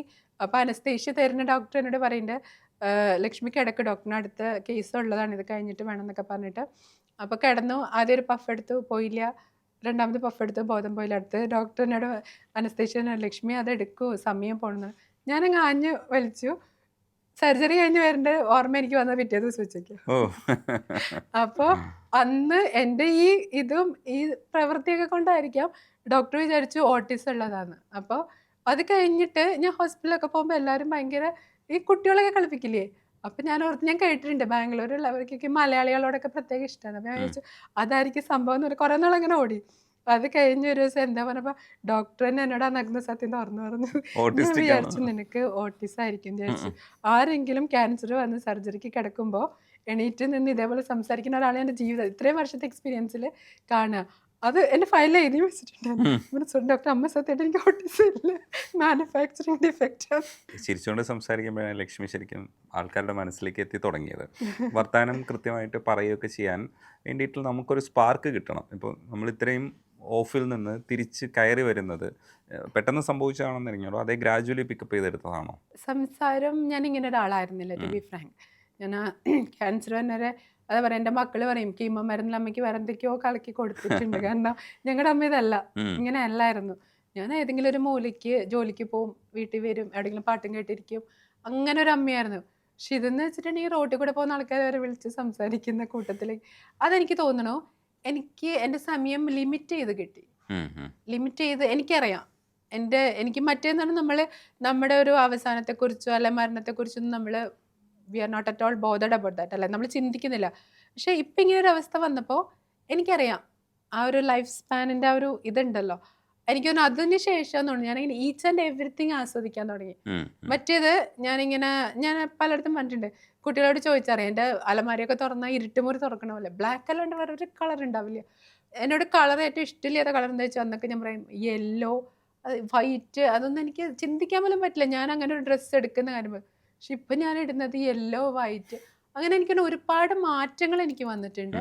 അപ്പോൾ എനിക്ക് തോന്നുന്നു എനിക്ക് ആ ലൈഫ് സ്പാൻ എനിക്കറിയാലോ, നമുക്കൊരു ഇത് കിട്ടിയപ്പോൾ ആ ഈച്ച് ആൻഡ് എവരി മിനിറ്റ് ഞാൻ സന്തോഷിക്കാൻ ശ്രമിക്കുന്നതാണോ എൻ്റെ ഉപബോധ മനസ്സിൽ എന്താണെന്നറിയില്ല, അങ്ങനെ എന്തോ സംഭവമാണത്.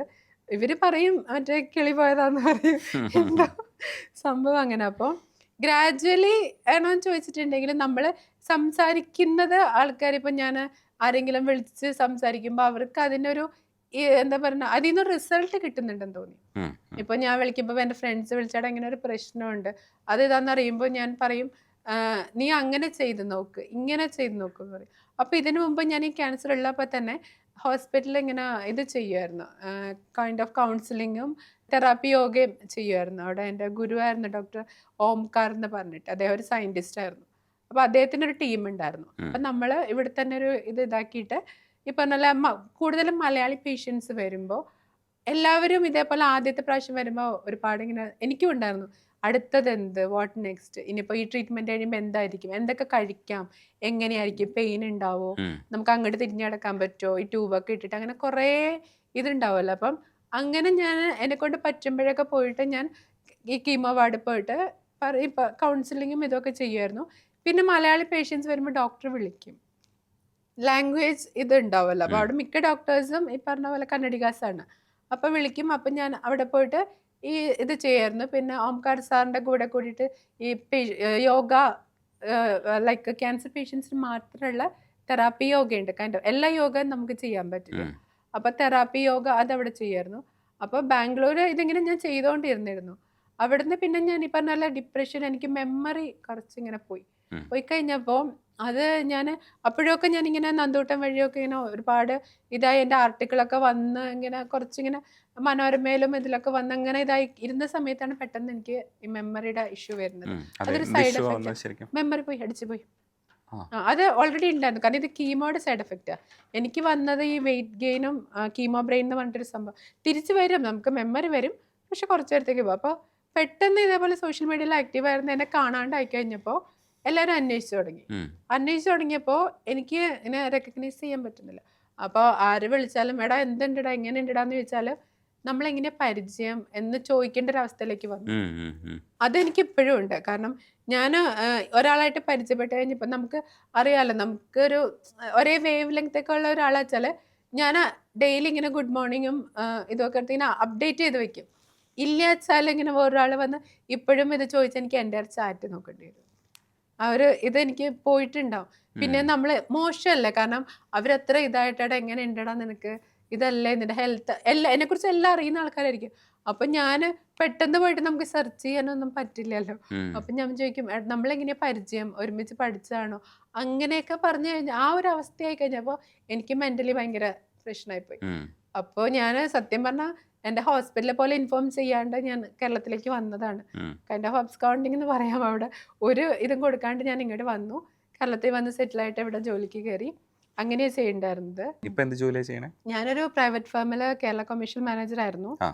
അപ്പോൾ അവിടെയും ഈ പറഞ്ഞ പോലെ ഇപ്പോൾ ഞാൻ ലാസ്റ്റ് ഡിസംബറിൽ റിസൈൻ ചെയ്തു. കാരണം എനിക്ക് മനസ്സിലായിട്ടുള്ള ക്യാൻസർ പേഷ്യൻസിനോടൊരു നമ്മുടെ ലൈഫ് സ്പാൻ അവർക്കൊരു പ്രശ്നമാണ്. അപ്പോൾ അങ്ങനെ ഒരു പൊളിറ്റിക്സും ഒക്കെ ഉണ്ടല്ലോ. അപ്പം അതിൻ്റെ ഇടയ്ക്ക് 2 പ്രാവശ്യം എനിക്ക് ഒരു ആക്സിഡൻ്റ് ആയിട്ട് കൈൻഡ് ഓഫ് സെൻസ് ഓർഗാനൊക്കെ ഒരുമാതിരി ഞാനൊരു 1.5 ആഴ്ച ലക്ഷറിൽ അഡ്മിറ്റ് ആയിരുന്നു. അവിടെ വെച്ച് എനിക്ക് കംപ്ലീറ്റ് ഇങ്ങനെ സെൻസ് ഓർഗാൻ ഇതായിപ്പോയി. കാരണം എനിക്ക് സ്മെല്ലില്ല നമുക്ക് കൊറോണയൊക്കെ വന്ന സമയത്ത്. പക്ഷേ ഇതെന്ന് വെച്ചാൽ ഈവൻ എൻ്റെ മോഷൻ പോയിട്ട് പോലും എനിക്ക് അറിയാൻ പറ്റിയില്ല എന്നുള്ളതാണ്.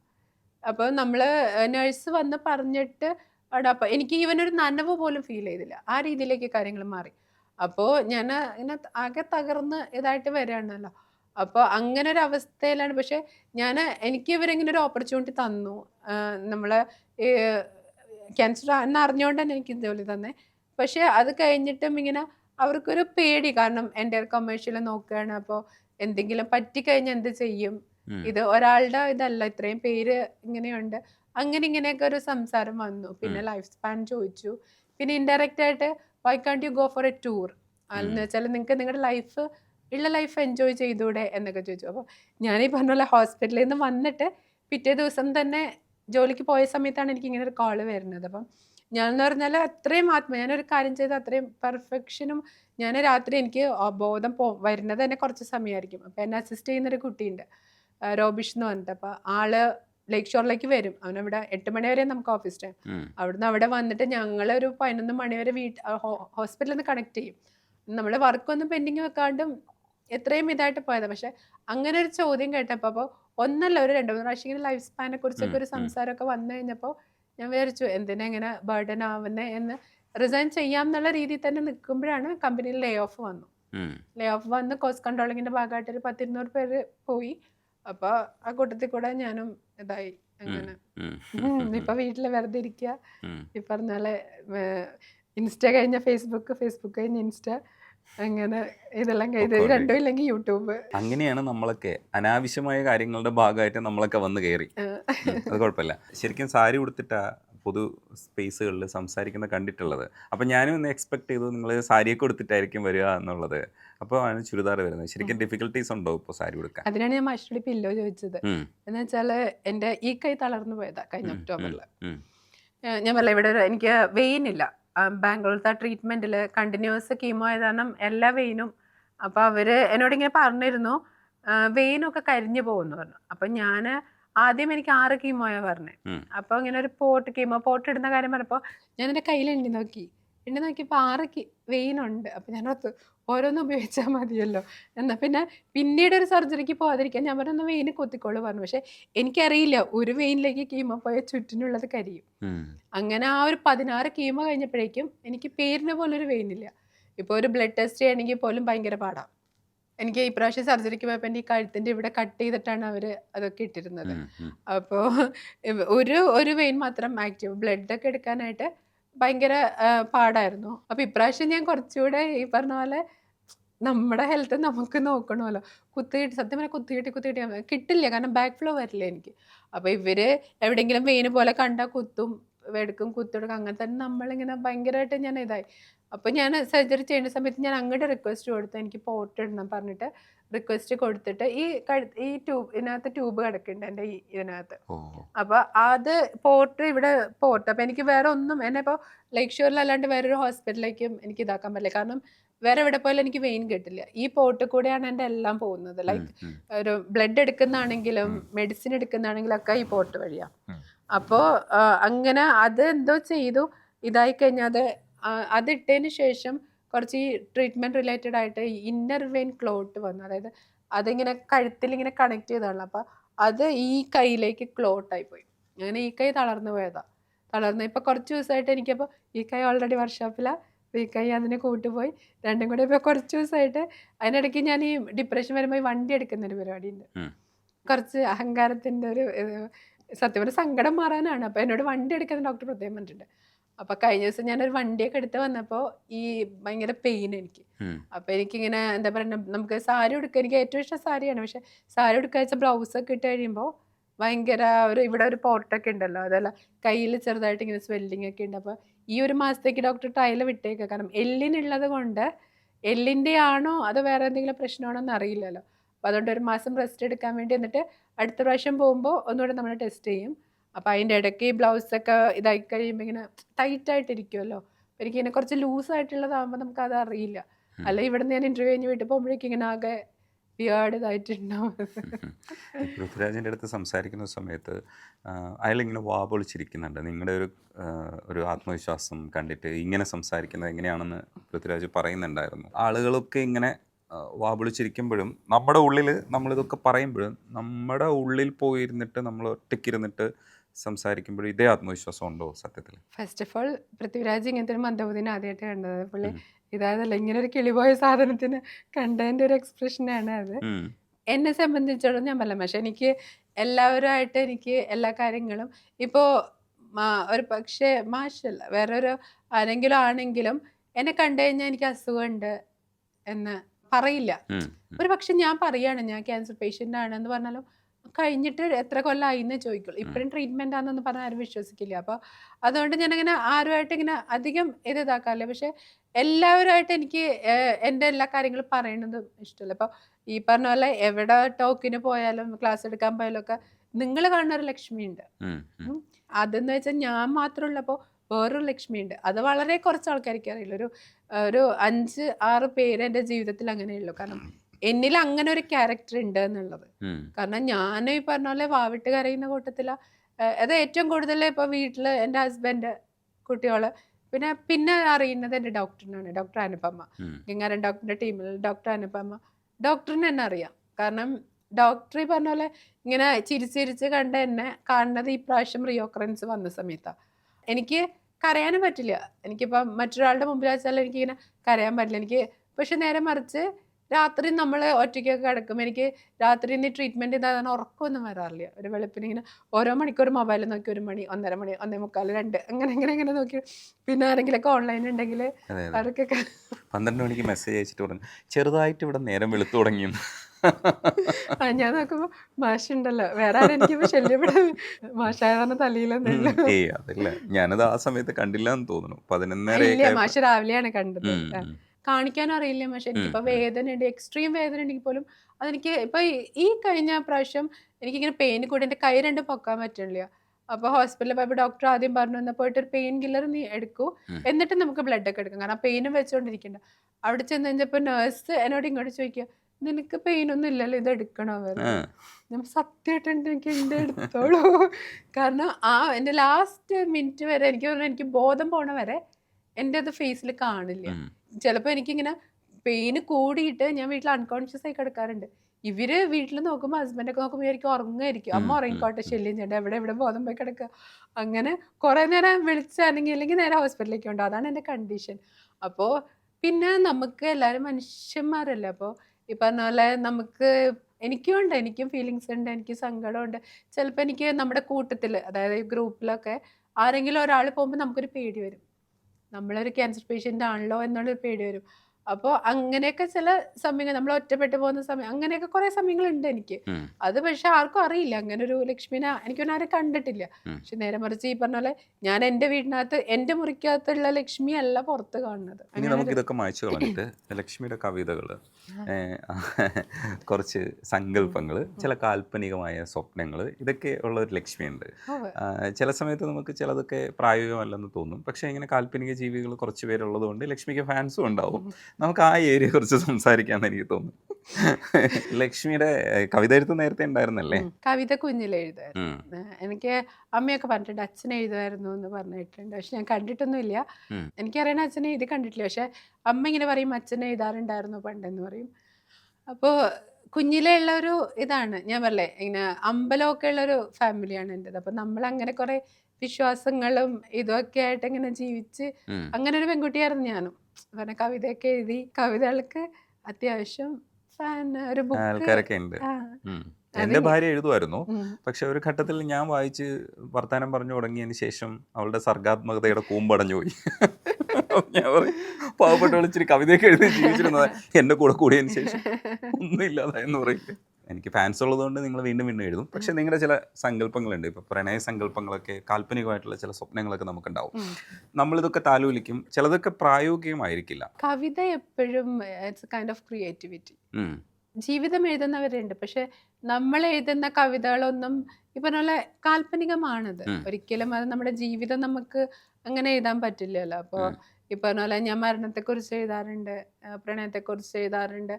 ഈ പറഞ്ഞ പോലെ ഒരു ഫാന്റസി എന്ന് പറയാം. ഉം. അതാണ് അതിനപ്പുറത്തേക്ക് നമ്മുടെ ഓരോ മൂഡ് സ്വിങ്സ് ആണല്ലോ. ഉം. സങ്കടം വരുമ്പോ അത് റിലേറ്റഡ് ആയിട്ട് മരണം റിലേറ്റഡ് ആയിട്ട് എഴുതുക, ഇല്ലെങ്കിൽ ഇങ്ങനെ എന്തെങ്കിലും നമ്മളെ ഒരു സ്ട്രൈക്ക് ചെയ്യുന്നതാണ്. ഇപ്പൊ ഒരു വാക്കോ അല്ലെങ്കിൽ ഒരു റയർ ആയിട്ടുള്ള ഒരു പിക്ചറോ ഒക്കെ കാണുമ്പോൾ നമ്മളതിങ്ങനെ ഇരുന്ന് ചിന്തിച്ച് അതിനെ റിലേറ്റഡ് ആയിട്ട് എഴുതി കുറച്ചുകൂടെ വെക്കുന്ന എക്സ്പ്ലോർ ചെയ്യാൻ വേണ്ടി ചോദിക്കുക. ശരിക്കും പ്രണയം എന്ന് പറഞ്ഞു കഴിഞ്ഞാൽ കുറച്ച് സംസാരിക്കാൻ പറഞ്ഞാൽ എന്താ സംസാരിക്കുക ഇപ്പോൾ? നമുക്ക് ജീവിതകാലത്ത് ഒരാളെ പ്രണയിക്കാൻ പറ്റും, ഒരൊറ്റ ആളെ. അതിനപ്പുറത്തേക്ക് നമുക്ക് നമ്മളെ എന്ന് പറയുന്ന മറ്റേ താത്വികമായിട്ടുള്ള ക്ലാസ് അല്ലല്ലോ ഇത്. നമ്മളെ മാത്രമേ പ്രണയിക്കാൻ പറ്റുള്ളൂ. മറ്റൊരാളെ കുറിച്ചല്ലേ പറഞ്ഞത്? മറ്റേ താത്വിക അവലോകനാണ് ഞാനില്ല കേട്ടോ. ഞാൻ പോവുക ഇപ്പൊ തന്നെ. അളിയ ഇതൊന്ന് പറഞ്ഞ് മനസ്സിലാക്കി കേട്ടോ. അല്ല, പക്ഷേ നമ്മളൊക്കെ കുട്ടിക്കാലത്ത് എൻ്റെ അച്ഛമ്മ പറഞ്ഞു പഠിപ്പിച്ചൊരു കാര്യമുണ്ട്, എൻ്റെ തീയനല്ലാണ്ട് എൻ്റെ ദേഹത്തോട്ട് വിടാന്ന്.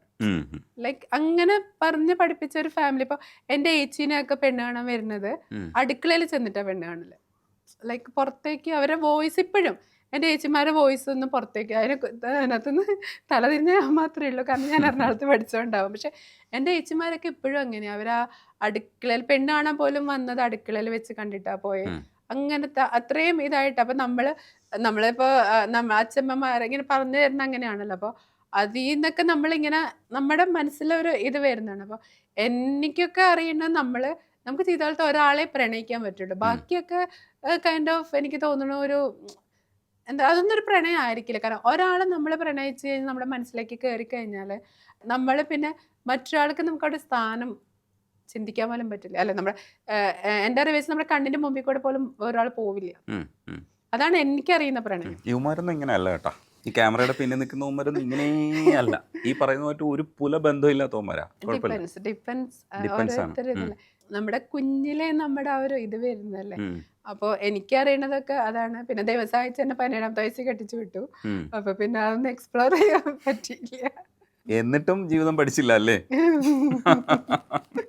എഴുതി കൂട്ടലും പിന്നെ നമ്മുടെ കൺസെപ്റ്റ് ആണ്. ഇതൊക്കെ കേൾക്കുമ്പോ നിങ്ങളുടെ ന്യൂജൻ കുട്ടികൾ ഇപ്പൊ പിള്ളേരെന്താ പറയാ? എതിർക്കോ? ഇത് അനുകൂലിക്കോ? ഇല്ല അവർക്ക് അമ്മ പാവല്ലേ വിചാരിച്ചിട്ട് സപ്പോർട്ട് ചെയ്തു അങ്ങനെയാണോ? അല്ല, നമ്മുടെ കൺസെപ്റ്റ്. ഇത് ചെറുതാണോ? ഇത് മൂത്തത്. മറ്റേത് ഇളയാളാണ്.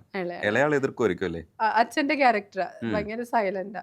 നമ്മള് അങ്ങോട്ട് 2 പാരഗ്രാഫ് പറഞ്ഞാൽ ഇങ്ങോട്ട് ഒരു ഓക്കെ പറയുന്ന കൂട്ടത്തിലാ. സേഫ് സൈഡ് അതായിരിക്കും. ഇവള് വർത്താനം പറയുന്ന കൂട്ടത്തിലാ അത്യാവശ്യം. ഇവള് കുറച്ച് എന്റെ കൂട്ടാ. പക്ഷെ മറ്റേ കറക്റ്റ് അച്ഛനാ. അത് രക്ഷയില്ല. അച്ഛനും മോള് വാ തുറക്കില്ല. ഇവര് ചോദിക്കും, നിനക്ക് എങ്ങനെ വാ തുറക്കാതിരിക്കാൻ പറ്റണേ ചോദിക്കും. ഞാൻ നേരെ ഓപ്പോസിറ്റ്. ഇപ്പഴാട്ടോ ക്യാൻസർ വന്നതിന് ശേഷം ഇങ്ങനെ ഓഫീസിൽ വെച്ചാൽ ഇങ്ങനെ വളവള ഇങ്ങനെ പറഞ്ഞിട്ടിരിക്കും. ഏത് കൈൻഡ് ഓഫ് പാട്ടുകളൊക്കെയാണ് കൂടുതൽ ആസ്വദിക്കുന്നത്? SPB Ilaiyaraaja combination. അതിനപ്പുറത്തേക്ക് എനിക്ക് ചിന്തിക്കാൻ പറ്റില്ല. എനിക്ക് തോന്നുന്നു SPB ഇല്ലാത്തൊരു ദിവസം എനിക്കില്ല. അത് എസ് ജാനകി. അങ്ങനെ എനിക്ക് തോന്നുന്നു എന്താ പറയാ, ഞാൻ ആ ജനിക്കുന്ന സമയത്തൊക്കെ അച്ഛനും അമ്മയൊക്കെ തമിഴ്നാട്ടില്. മേ ബി അതിന്റെ ആയിരിക്കും. തമിഴ് എൻ്റെ ഒരു വീക്ക്നെസ്സാണ്. ഞാൻ കൂടുതൽ കേൾക്കുന്നതും ഇതും ഇപ്പൊ എനിക്ക് ഇങ്ങനെ എന്താ പറയുക, ഇങ്ങനെ അസുഖം വന്ന് തട്ടിപ്പോണെന്ന് പറഞ്ഞാൽ എനിക്ക് സന്തോഷം. SPB മോളിലുണ്ടല്ലോ, അപ്പൊ ആ ഒരു ആശ്വാസമുണ്ട്. പക്ഷെ എനിക്കൊന്ന് പാട്ടില്ലാത്ത ഒരു ദിവസം പോലും എനിക്കില്ല. രാവിലെ എണീറ്റാ തുടങ്ങും ഞാൻ പാട്ട് വയ്ക്കും, കിടക്കണ വരെ ഇതിങ്ങനെ പോയിക്കൊണ്ടിരിക്കും, ബാക്ക്ഗ്രൗണ്ടിൽ ഇങ്ങനെ പോയിക്കൊണ്ടിരിക്കും. അതിപ്പോ ഓഫീസിലാണെന്ന് വെച്ചാലും മീറ്റിംഗ് ഉണ്ട് വെച്ചാലും ഇതിങ്ങനെ സൈഡിൽ കൂടെ ഇതായിക്കൊണ്ടിരിക്കും. ആ ഒരു ഇളയരാജ SPB കോമ്പിനേഷൻ ഭയങ്കര ഇതാ. പിന്നെ പത്മരാജൻ സാറിൻ്റെ ഇതൊക്കെ തുടങ്ങി. അങ്ങനെ മെലഡീസ് ഭയങ്കര ഇഷ്ടം. ഇപ്പോഴത്തെ പാട്ടൊന്നും ഞാൻ കേട്ടിട്ടേ ഇല്ല സത്യം പറഞ്ഞാൽ. പഴയത് തന്നെയൊക്കെ വീണ്ടും വീണ്ടും വീണ്ടും വെച്ചിട്ട് കേൾക്കുന്ന കൂട്ടത്തില്. അത് മോശമാണ് കേട്ടോ. ഇപ്പോഴും ഒത്തിരി മെലഡീസ് ഒക്കെ ഉണ്ട്, നമ്മളത് അല്ല പക്ഷെ നമ്മുടെ ഇങ്ങനെ കേറില്ലല്ലോ, നമ്മുടെ തലച്ചോറിലോട്ട് കേറില്ല. അത് ആ കാലഘട്ടത്തിൽ ജീവിച്ചതുകൊണ്ടായിരിക്കും. ആ കാലഘട്ടത്തിലെ സിനിമകൾ കണ്ടു. ഞാനിതിൽ ഡിഫറെന്റ് ഒപ്പീനിയൻ ഉള്ള ആളാണ്. ഇപ്പോഴും മെലഡീസ് ഉണ്ട്, ഡിഫറെന്റ് കൈൻഡ് ഓഫ് പാട്ടുകൾ ഇപ്പോഴും ഉണ്ട്, അപ്പോഴും ഉണ്ട്. പക്ഷെ നമ്മൾ കൂടുതൽ ആസ്വദിക്കുന്ന ഒരു പ്രായം കഴിയുമ്പോൾ നമ്മൾ ഇതിൻ്റെയൊക്കെ പുറകെ പോക്ക് നിർത്തുമെന്ന് തോന്നുന്നു. അതുകൊണ്ടായിരിക്കും ഞങ്ങളൊക്കെ ഇപ്പോഴും പുറകെയാണ്. ഇല്ല, ഞാൻ അങ്ങനത്തെ ഒരു ക്യാരക്ടർ. ഞാൻ ഈവൻ സിനിമ ആകെ തിയേറ്ററിൽ പോയിട്ട് എൻ്റെ ലൈഫിൽ 2 പ്രാവശ്യം തിയേറ്ററിൽ പോയിട്ടുള്ളൂ. അത് പകുതിക്ക് ഇറങ്ങിപ്പോ എനിക്കെന്തോ അങ്ങനെ. ഞാൻ TV കാണാറില്ല. ആ സമയം മൊത്തം ഞാൻ വായിക്കാനോ എന്തെങ്കിലും കുത്തിക്കുറിക്കാനോ ഇതാക്കി. നമ്മുടെ വീട്ടില് TV ഉണ്ടായിട്ട് നമ്മൾ ഓൺ ചെയ്യാറ് പോലും ഉണ്ടായിരുന്നില്ല TV ഒക്കെ. എൻ്റെ അമ്മയൊക്കെ വന്ന സമയത്ത് പറഞ്ഞ പോലെ സീരിയലൊക്കെ കാണാൻ വേണ്ടിയിട്ട് ഇരിക്കുന്നല്ലാണ്ട് TV ഒക്കെ ഞാൻ ബാംഗ്ലൂരിൽ നിന്ന് ഷിഫ്റ്റ് ചെയ്തിട്ടാവുന്നു ബോക്സിൽ നിന്ന് പോലും പൊട്ടിച്ചിട്ടുണ്ടായില്ല.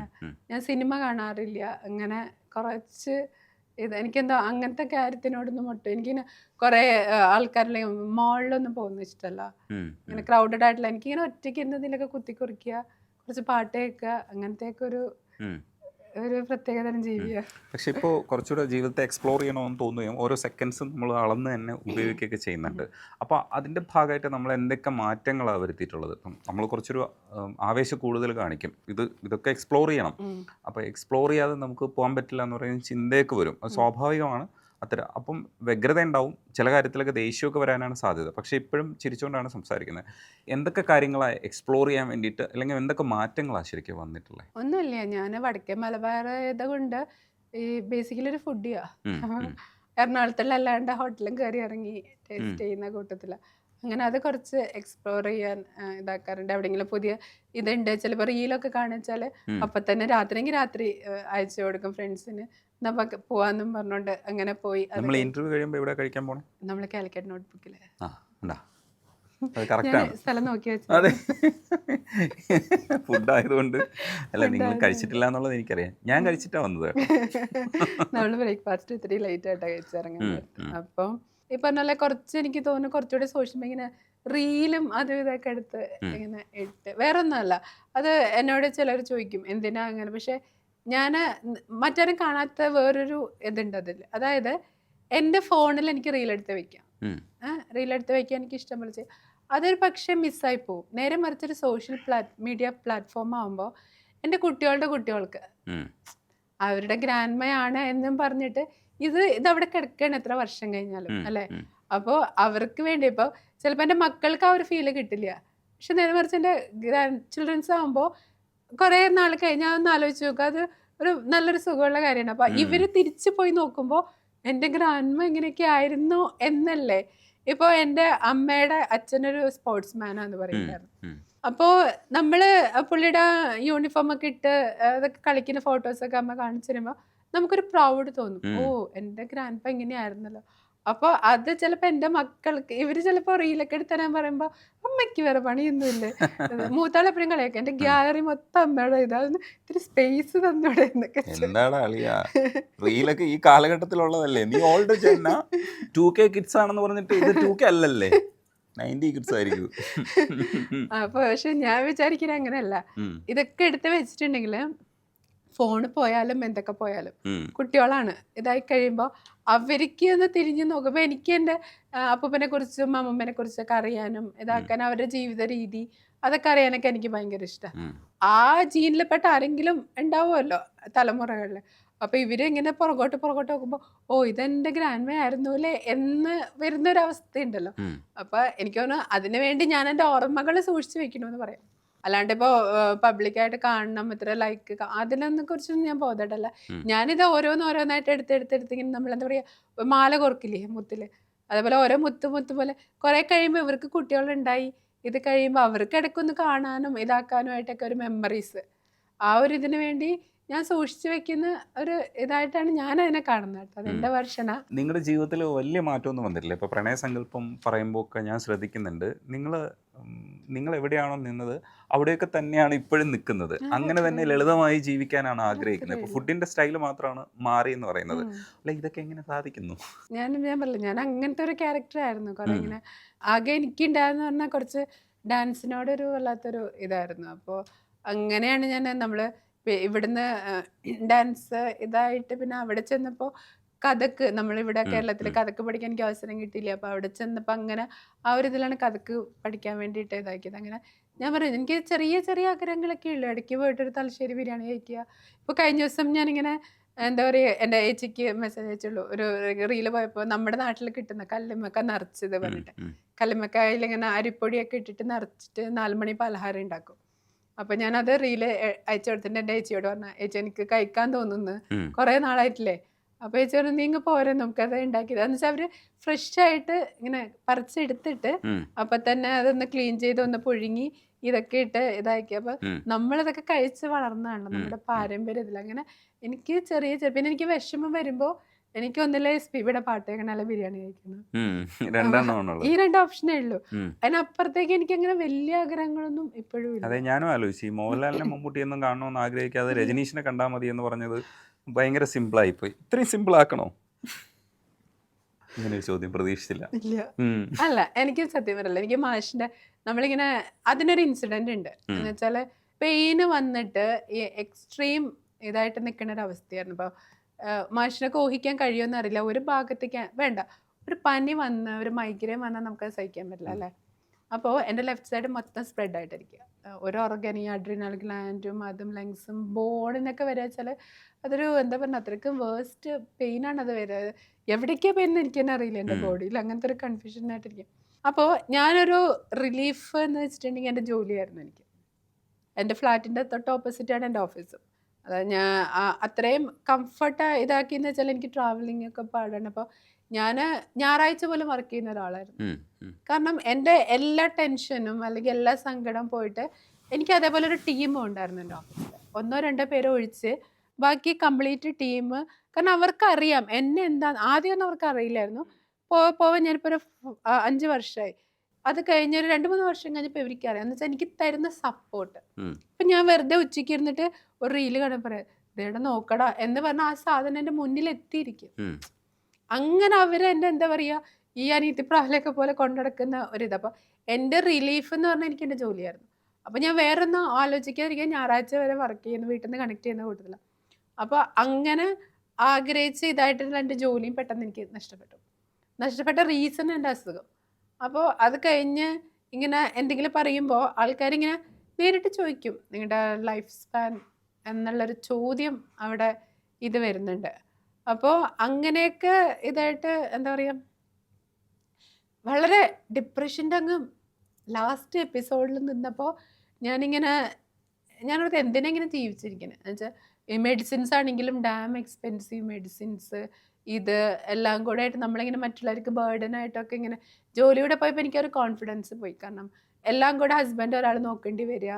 നമ്മളിപ്പോൾ എന്താ പറയുക, പുള്ളി ബാംഗ്ലൂരാണ് വർക്ക് ചെയ്യുന്നത്, പക്ഷേ ഇവിടെ എനിക്ക് വേണ്ടിയിട്ട് നമ്മൾ ഫ്ലാറ്റ് എടുത്തൊക്കെ നിൽക്കുകയാണ്. അപ്പോൾ അങ്ങനത്തെ എക്സ്പെൻസ്, പിന്നെ ഞാൻ കഴിക്കുന്ന ഒരു മെഡിസിന് 4000 റുപ്പീസാണ് ഒരു ടാബ്ലറ്റിന്. അങ്ങനത്തെ ഒരുപാട് മെഡിസിൻസും ഇതൊക്കെ ആയിട്ട് ഇങ്ങനെ പോയി. അപ്പോൾ ജോലി കൂടെ പോയപ്പോൾ എനിക്ക് പെട്ടെന്നൊരു ഇൻസെക്യൂരിറ്റി ഫീലിംഗ് വന്നു. പിന്നെ എനിക്ക് അച്ഛനില്ല അമ്മയില്ല, 2 ആളുണ്ടായിരുന്നു. ഈ 2 കൊല്ലത്തിനിടയ്ക്ക് 2 ആൾ ഓരോരുത്തരായിട്ട് പോയി. അപ്പോൾ അച്ഛനിങ്ങനെ എന്നെ കണ്ട് ഇതേപോലെ ഈ ചിരിച്ചുകൊണ്ടിരിക്കുന്ന എന്നെ കരഞ്ഞ് കണ്ടിട്ട് ആദ്യമായിട്ട് അച്ഛനത് എക്സ്പീരിയൻസ് ചെയ്ത് അരയ്ക്ക് കീഴ്പോട്ട് തളർന്നു വേണ്ട അച്ഛൻ്റെ. അപ്പം എൻ്റെ ഈ അസുഖം കാരണം എൻ്റെ അച്ഛന് അങ്ങനെ അച്ഛന് ഒരു 2 കൊല്ലം മുമ്പ് അച്ഛൻ മരിച്ചു. അമ്മ ഈ കഴിഞ്ഞ 28-ാം തീയതി അമ്മ മരിച്ചിട്ട് 1 കൊല്ലമാണ്. അപ്പോൾ അച്ഛനും ഇല്ല അമ്മയും ഇല്ല, അങ്ങനെ ഒരു അവസ്ഥ. പിന്നെ ഞാനെന്ന് വെച്ചാൽ അങ്ങനെ ഒരുപാട് ബാംഗ്ലൂർ, ഇത്രയും കൊല്ലം ബാംഗ്ലൂർ ആയതുകൊണ്ട് തന്നെ വളരെ എണ്ണി തിട്ടപ്പെടുത്തിയ റിലേറ്റീവ്സായിട്ട് എനിക്ക് ഒരാളായിട്ട് ഞാനങ്ങനെ ആകെ എല്ലാവരും മോളെ വിളിച്ച് പറഞ്ഞ കംപ്ലൈൻറ്റ് ആണ്, ഫോൺ എടുക്കില്ല. ഒന്നാമത് എനിക്ക് എപ്പോഴും നമ്മൾ ആ ഒരു ഇതിൽ ഹെൽത്തി ഇതായിരിക്കില്ല, നമ്മൾ ചിലപ്പോൾ ഗുളിക കഴിക്കുമ്പോൾ സെഡക്റ്റീവ് ആയിരിക്കും. അപ്പം അത് കാരണം റിലേറ്റീവ്സായിട്ടും ഒക്കെ ഇങ്ങനെ ഒരുപാട് റിലേഷനൊന്നും ഇല്ല എനിക്ക്. അപ്പോൾ അങ്ങനെ ഇരിക്കുമ്പോൾ ചിലപ്പോൾ നമുക്കിങ്ങനെ ഓർക്കുമ്പോൾ നമ്മളൊരു ബേർഡൻ ആവോ എന്നുള്ളൊരു ചിന്തയൊക്കെ. അപ്പോൾ എന്നാൽ ഞാനിങ്ങനെ കറങ്ങിത്തിരിഞ്ഞ് അങ്ങനെ ഒരു തീരുമാനം എടുത്തതാണ് സൂയിസൈഡ് എന്നുള്ള ഒരു രീതിയിലേക്ക്. അപ്പോൾ 2 പ്രാവശ്യം ചെയ്ത് 2 പ്രാവശ്യം ഫ്ലോപ്പ് ആയതാണ്. എന്ന് വെച്ചാൽ ഈ പറഞ്ഞ പോലെ ഒരു പ്രാവശ്യം ഇങ്ങനെ ഫാനിൽ ഇതാക്കാം, പെയിന് നമുക്ക് അതിൻ്റെ ഒരു എക്സ്ട്രീം ആയിരിക്കുമല്ലോ, അത് നോക്കാം. എൻ്റെ ഭാഗ്യത്തിന് എനിക്കൊട്ടും വെയിറ്റ് ഇല്ലല്ലോ, ഫാൻ പൊട്ടി താഴെ വീണു. അപ്പോൾ പിന്നെ ഫാനിൻ്റെ കാശ് കൂടെ നമ്മൾ കൊടുക്കേണ്ടി വരും. അടുത്തത് ഞാനപ്പോൾ എല്ലാം ഇങ്ങനെ ഫിക്സ് ചെയ്ത് വെച്ചിരിക്കുക. എന്ന് വെച്ചാൽ എനിക്ക് 2 കൈ ഇങ്ങനെ അധികം വർക്ക് ചെയ്യാൻ പറ്റില്ല. അപ്പോൾ നമ്മളിങ്ങനെ എണ്ണി കെട്ടി തൂങ്ങാനൊക്കെ പറഞ്ഞാൽ റിസ്ക്കാണ്. ഞരമ്പ് മുറിച്ച് കഴിഞ്ഞിട്ടുണ്ടെങ്കിൽ എങ്ങനെ തട്ടിപ്പോയില്ല, അത് റിസ്ക്കാണ്. എന്നിങ്ങനെ ആലോചിക്കുക, ട്രെയിനിൻ്റെ അവിടെ വേണ്ട, അത് പിന്നെ എങ്ങനെ ട്രെയിന് പാളം മാറിപ്പോയി. നമ്മൾ ഈ കോമഡി സിനിമയൊക്കെ കണ്ടിട്ടില്ലേ, നാണക്കേടാ, അത് വേണ്ട. ചിന്തിച്ച് അവസാനം ഞാൻ കണ്ടുപിടിച്ചു ഗോശ്രീ പാലം. അതാകുമ്പോൾ വലിയ പാടൊന്നുമില്ല. അപ്പോൾ ഞാൻ ആരെങ്കിലും അറിഞ്ഞിരിക്കണമല്ലോ എന്ന് വിചാരിച്ച് ഞാനപ്പോൾ ഹോസ്പിറ്റലിൽ കിടക്കുമ്പോൾ അനിയത്തി ഉണ്ട്, മിന്നൂട്ടി എന്ന് പറയാം.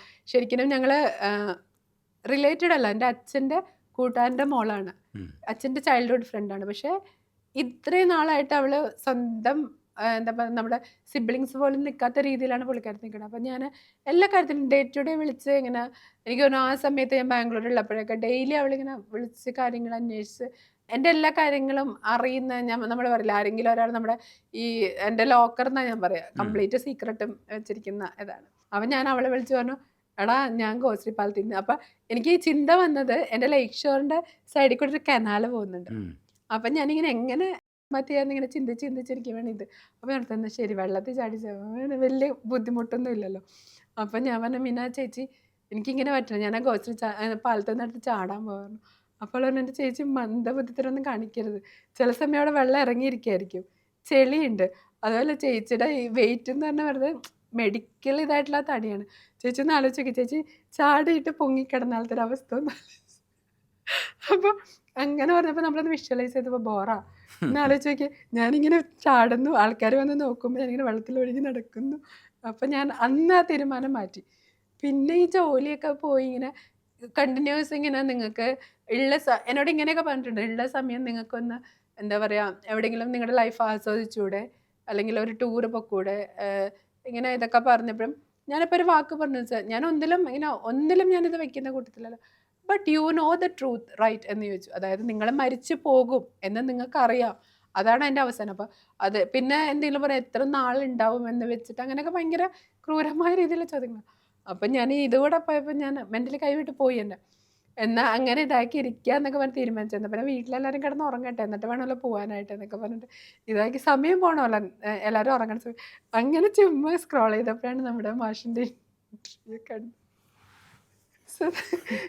ഇതിലും വേറെ വരാനില്ല എന്ന് മനസ്സിലാക്കിയപ്പോ ജീവിതം അടുത്തൊരാൾക്ക് എന്റെ ഇന്റർവ്യൂ സത്യം പറഞ്ഞ കണ്ടിട്ടുണ്ട്, ജീവിതത്തിലുള്ള ആസക്തി തീർന്നു. അങ്ങനെയല്ല, ഞാൻ ഇന്റർവ്യൂസ് ഒക്കെ കണ്ടിട്ടുണ്ട്.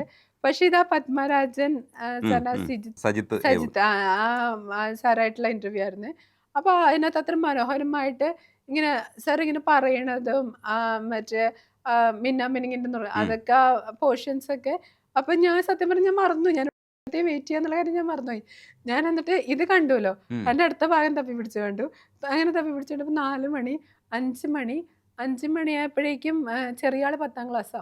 അപ്പൊ പഠിക്കാൻ എണീക്കുന്ന ഒരു ഇതുണ്ട്. അപ്പൊ അപ്പോഴാണ് ഞാൻ ഓർക്കണത്, ഞാൻ എന്തോ മറന്നുപോയില്ല ഈശ്വര. അപ്പോഴാണ് ഈശ്വര തലേ ദിവസം ഞാൻ അതാണ് എനിക്ക് മാഷായിട്ടുള്ള ബന്ധം എന്ന് പറയുന്നത്. വല്ലാത്തൊരു ബന്ധമായി പോയി. അപ്പൊ പിന്നെ ഞാൻ മോഹൻലാലിനെ മമ്മൂട്ടിനെ ഒന്നും നോക്കേണ്ട ആവശ്യമില്ല. എന്റെ ഇന്റർവ്യൂ കണ്ടു കഴിഞ്ഞാൽ പിന്നെ ആത്മഹത്യ എന്നുള്ള പ്രതീക്ഷ കൂടി ഇല്ലാതാവും. എന്തായാലും ഇതൊരാൾ ആദ്യമായിട്ടാണ് എന്റെ മുമ്പിൽ എന്ന് പറയുന്നത്. അതെ, അതൊരു പ്രതീക്ഷയായിരുന്നു, ആത്മഹത്യ എന്നുള്ള പ്രതീക്ഷ, അതും കൂടെ ഇല്ലാതായി. നമ്മൾ പറഞ്ഞിട്ടില്ല, ഒരു നിമിഷമാണ്, ആ ഒരു നിമിഷം അവരോടൊന്ന് സംസാരിക്കാൻ ഒരാളുണ്ടെങ്കിൽ, അല്ലെങ്കിൽ ഒരു ഇതുണ്ടെങ്കിൽ നമ്മുടെ മൈൻഡ് മാറുകയാണ്. ഒരു സ്പോണ്ടേനിയസ് ആയിട്ട് എടുക്കുന്ന ഒരു തീരുമാനമാണ്. അതിനിപ്പോൾ നമ്മൾ ഒരാളെ ഇപ്പോൾ ഒന്ന് സംസാരിച്ചു കഴിഞ്ഞാൽ നമ്മൾ ആ ചിന്തയിൽ നിന്ന് അങ്ങോട്ട് പോവുകയാണ്, നമ്മളത് ഇതാക്കില്ല. പിന്നെയും അത്രയും ഇതുള്ള ആൾക്കാരെ അത് ചെയ്യുള്ളൂ. അല്ല ഇങ്ങനെ ഒരു സ്പോണ്ടേനിയസ് ആയിട്ടൊക്കെ എടുക്കുന്ന ആളാണെങ്കിൽ ഈ പറഞ്ഞ പോലെ ഇത് മാറും. അപ്പോൾ ഞാൻ പറയില്ല, മാഷ് വിളിക്കുമ്പോൾ എൻ്റെ അമ്മയുടെ മരിച്ചിട്ടുള്ള ആ സമയത്ത് ഞാൻ പറയാം, അമ്പലത്തിൽ പോയിട്ട് ആദ്യം വന്നിട്ട് അതാണ് ആ ഒരു റിലേഷൻ എന്ന് പറയുന്നത്. കാരണം മാഷിനൊരു പക്ഷെ അത് മനസ്സിലാവില്ല, മാഷിന് എൻ്റെ ജീവിതത്തിലുള്ള സ്ഥാനം എന്താണെന്ന് മാഷിന് മനസ്സിലാവില്ല. പക്ഷെ എനിക്ക് നല്ലോണം അറിയാം.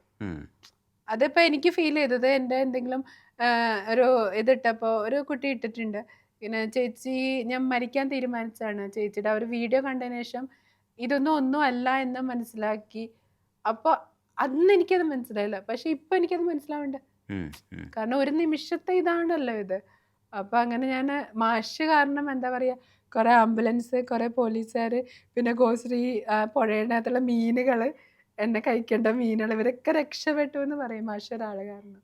അതാണ് ദുരന്തങ്ങളാണല്ലോ ഇവിടെ നാട്ടിൽ നടക്കുന്നത്. ഇത്രയും വലിയ മനുഷ്യനാണ് മമ്മൂട്ടി മോഹൻലാൽ. അയ്യോ, അതല്ല, എനിക്കങ്ങനെ സിനിമയിലൊന്നും ഒട്ടും അഡിക്ഷൻ ഇല്ലാത്തതാണ്. എനിക്കിഷ്ടമാണ്, എനിക്ക് കമൽഹാസനെ ഇഷ്ടമാണ്, എനിക്ക് ഒരു തമിഴ് കൾച്ചറാണ് കൂടുതൽ.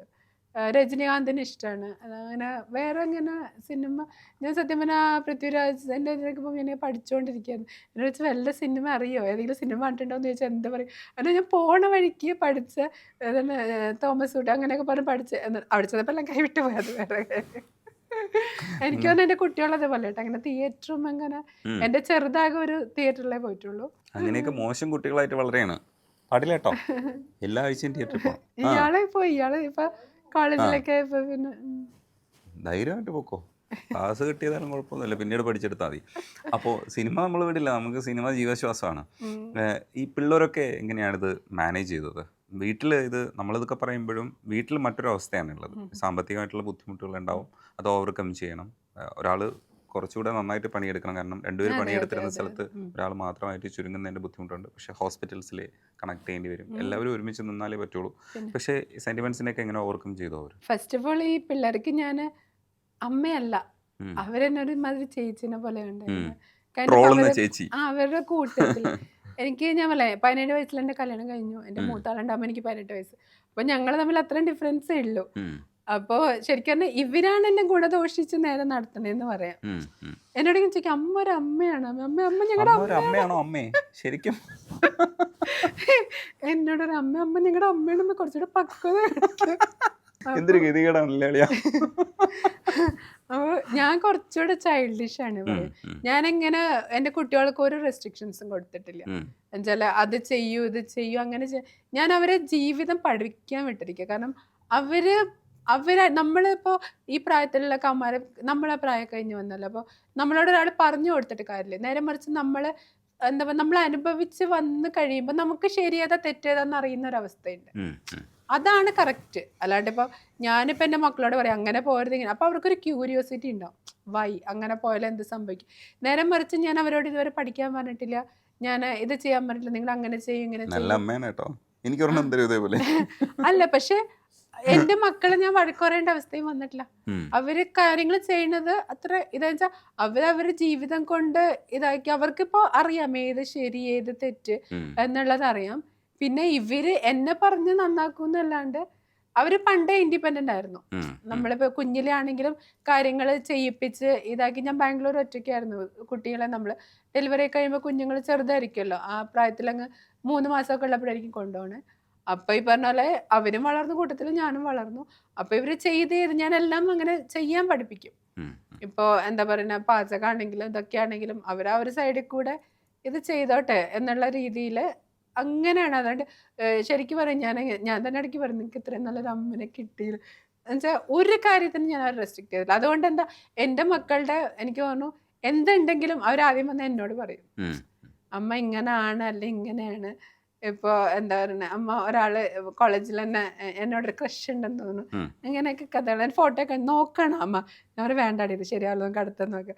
ആ ഒരു ടൈപ്പ് ഓഫ് റിലേഷൻഷിപ്പാണ്. ഉം. ഇങ്ങനെ അമ്മ എന്നുവെച്ചാൽ എൻ്റെ അമ്മ അങ്ങനെ അല്ലായിരുന്നു. ഉം. അതിൽ നിന്നാണ് എനിക്ക് അത് മനസ്സിലായത്. കാരണം അമ്മയോട് പറയാത്ത 3 ക്രഷ് എൻ്റെ അടുത്ത് പറയണേ.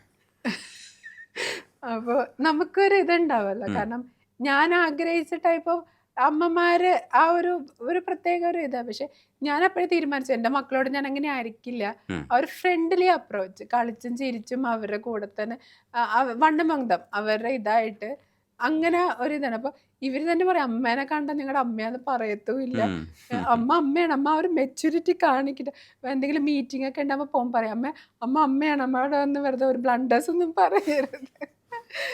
അങ്ങനത്തെ ഒരു ഇതാണ് അവരെ ജീവിതം. നമ്മൾ എന്തൊക്കെ പഠിച്ചാലും എത്രയൊക്കെ യൂണിവേഴ്സിറ്റി പോയാലും എന്തൊക്കെ നമ്മൾ ജീവിതം കൊണ്ട് പഠിക്കുന്ന കുറേ ഇതുണ്ട്.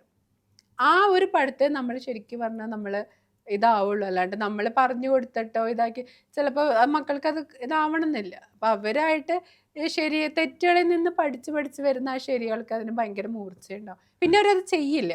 ഉം. നേരെ മറിച്ച് ഇപ്പം ഞാനിപ്പോൾ ഒരാൾക്കൊരു അഫയർ ഉണ്ട്, ഞാനത് പറഞ്ഞ് തിരുത്തിക്കാൻ അവളുടെ മനസ്സിലത് കിടക്കും. നേരെ മറിച്ച് അവളത് എക്സ്പീരിയൻസ് ചെയ്ത് അതിൽ നിന്ന് ശരിയും തെറ്റും മനസ്സിലാക്കി കഴിയുമ്പോൾ ഷീൽ ബി കെയർഫുൾ. അങ്ങനെയാണ് ഞാൻ വിട്ടേക്കണത്. ഉം. അത് ചിലപ്പോൾ എൻ്റെ ഉത്തരവാദിത്ത കുറവെന്ന് എന്ത് വേണമെങ്കിലും പറയും. പക്ഷെ ഞാൻ അങ്ങനെ ഒരു അമ്മയാണ്. ഒരു 10 ബ്രേക്കപ്പ് കഴിയുമ്പോൾ പഠിക്കൂടാ അതെ. എങ്ങനെയാണ് ബ്രേക്കപ്പ് ആവേണ്ടതെന്നുള്ളത്. അപ്പോൾ അടുത്ത പുസ്തകം എപ്പോഴാണ്? 3 പുസ്തകം എല്ലാം കവിതകളാണ്. ഉം. അപ്പോൾ എൻ്റെ കഥ ഇങ്ങനെ എഴുതിയിട്ടുണ്ടെങ്കിൽ എനിക്ക് കുറച്ചുകൂടെ എനിക്ക് എൻ്റെ കാര്യങ്ങൾ പറയാൻ പറ്റും. ഇപ്പം ഈ പറഞ്ഞാൽ ഈ ഓപ്പറേഷൻ തിയേറ്ററിലെ കാര്യമൊക്കെ ഞാൻ ഇത്രയും ഇൻ്റർവ്യൂസിന് പോയിട്ടും ഇവിടെയാണ് എനിക്കതെങ്ങനെ പറഞ്ഞു തരാം. അപ്പം അങ്ങനെ കുറേ ഇൻസിഡൻസ് ഉണ്ടല്ലോ. അപ്പോൾ അതൊക്കെ ഇതാക്കിയിട്ട് ഞാൻ തന്നെ ഇത് എഴുതാം എന്നുള്ള ഇതിൽ നിൽക്കുകയാണ്.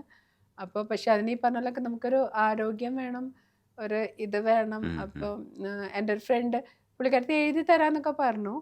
അപ്പോൾ എന്നാലും ആ ഒരു നമുക്കൊരു മെൻ്റലി ഒരു പെയിനൊക്കെ ഉള്ള സമയത്ത് നമുക്കൊന്നും അങ്ങനെ ഒന്നും ചെയ്യാൻ പറ്റില്ല. കാരണം ആ പെയിനിലേക്ക് നമ്മൾ ഇതായപ്പോൾ ഇതിപ്പോൾ ഇന്ന് ഇൻ്റർവ്യൂവിന് വന്നു എന്ന് പറയണ കാരണില്ല വെച്ചാൽ ഞാനിങ്ങനെ ഇപ്പോൾ പെയിന് കൂടുതലുള്ള കാരണം സെഡക്റ്റീവ് എടുത്തിട്ട് രാവിലെ എടുക്കുമ്പോൾ ഉച്ചവരെ കിടന്നുറങ്ങും, ഉച്ചയ്ക്ക് എടുക്കുമ്പോൾ വൈകുന്നേരം അങ്ങനെ പോയിക്കൊണ്ടിരിക്കുക.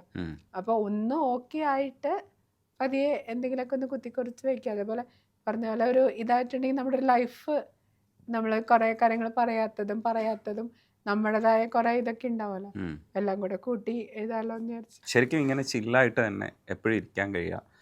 എനിക്ക് തോന്നുന്നു പിള്ളേർക്കൊക്കെ നിങ്ങളൊരു റോൾ മോഡലാണ്.